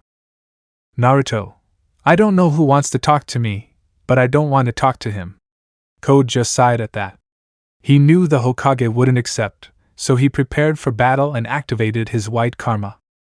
Naruto followed suit and got into his typical fighting stance, but upon seeing him, he just raised an eyebrow. Aren't you going to activate your karma? You won't be able to defeat me without it. Naruto just smiled in response, not giving the Kara member a good feeling. I have thousands of AS up my sleeve. I'm not as dependent on karma as the other vessels. Code's smile faded before the words, and his face turned into a frown. You talk too much, he responded as Code jumped into attack, throwing a kick at Code, who blocked it with his forearm and then placed his hand on his head to stop a reverse kick. Naruto, shall we increase the intensity? He said, infusing his body with fire, causing Code to throw him away. What happened? You don't like fire, or is it true, you can't absorb jutsu? Code frowned upon hearing about his failure as a vessel, which caused him to lunge at Naruto, who grabbed his forearms and then kicked him in the face. Code flipped in the air to land on his back, but had to hold a fist, but as a result, he received a kick that lifted him slightly off the ground. Punch, kick, kick, punch. It was the combo of blows that the receptacle received that sent it flying through several trees. Fire style! Nemean lion in blazing flames! From Naruto's mouth, a great flame of fire in the form of a lion swept through the entire forest until it reached where Code couldn't move. "Damn!" exclaimed the Akatsuki as he was consumed by the technique, which caused a great explosion of fire that rose to the clouds, creating a huge explosion that covered the forest in 20 meters. Naruto stayed alert, waiting for some attack that came from Naruto's right side, and he had to jump to the right to avoid Code's claws, which without touching him left a plate in Naruto's hand. "Good plan," the redhead praised the Harem member who didn't respond. "But it won't work," he finished, cutting off his arm, which had grown out of metal. "Shall we continue?" he said, as the other arm also turned into metal, and both transformed into blades like Kawaki's. "I hope you can regenerate your head too." Naruto just smiled at the threat to jump on Code, which managed to block it with his claws. Naruto quickly jumped on Code to try to stab him in the back and then tried to cut off his head, where Code goes down to hit Naruto, who tried to block it but still sent him flying, destroying the claws.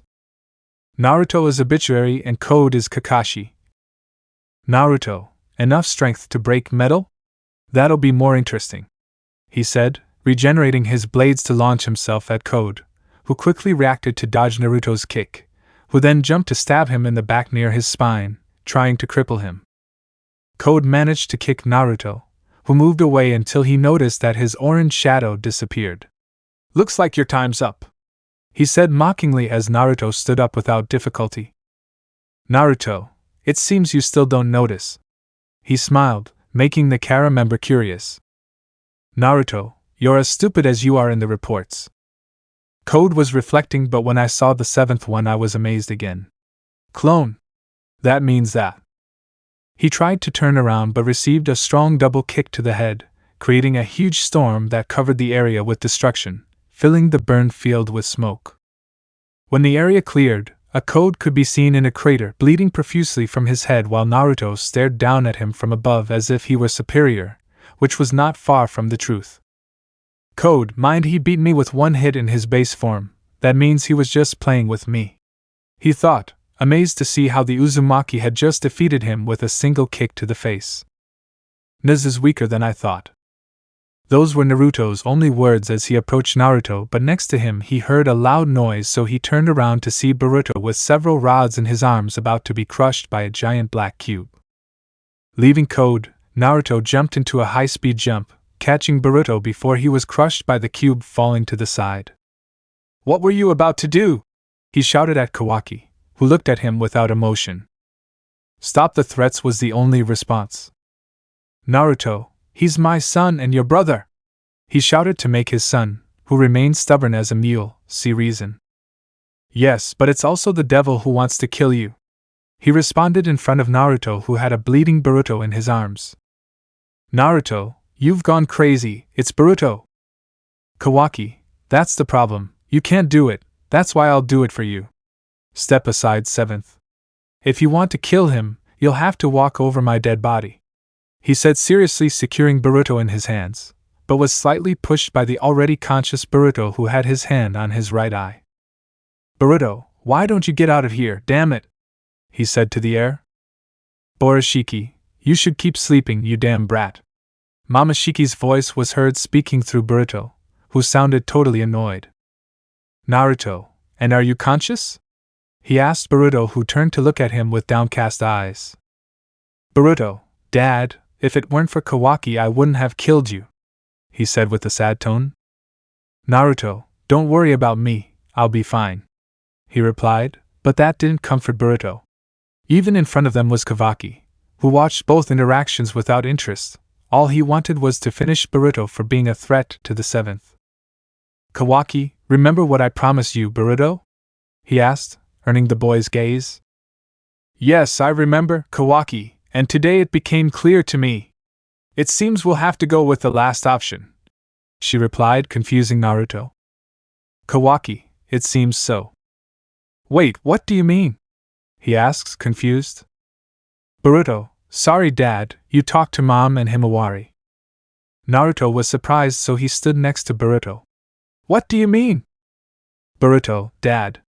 Wind style, gale punch," he exclaimed, putting his hand on Naruto's chest, sending him flying, surprising Naruto with the action. Looks like you're ready, Boruto, Kawaki said, slowly raising his fist. This is something I can only ask of you. I'll keep Momoshiki in line. Do it, brother! Kawaki wordlessly threw the punch towards Boruto, who did nothing in return, receiving the attack head-on and being pierced through the chest and falling to the side. Boruto. Let me know in the comments below if you guys want the next part. Also check out my other video that has been shown in left. Thank you for watching. If you enjoyed this video, please like and share this video. And have a fantastic day. Bye.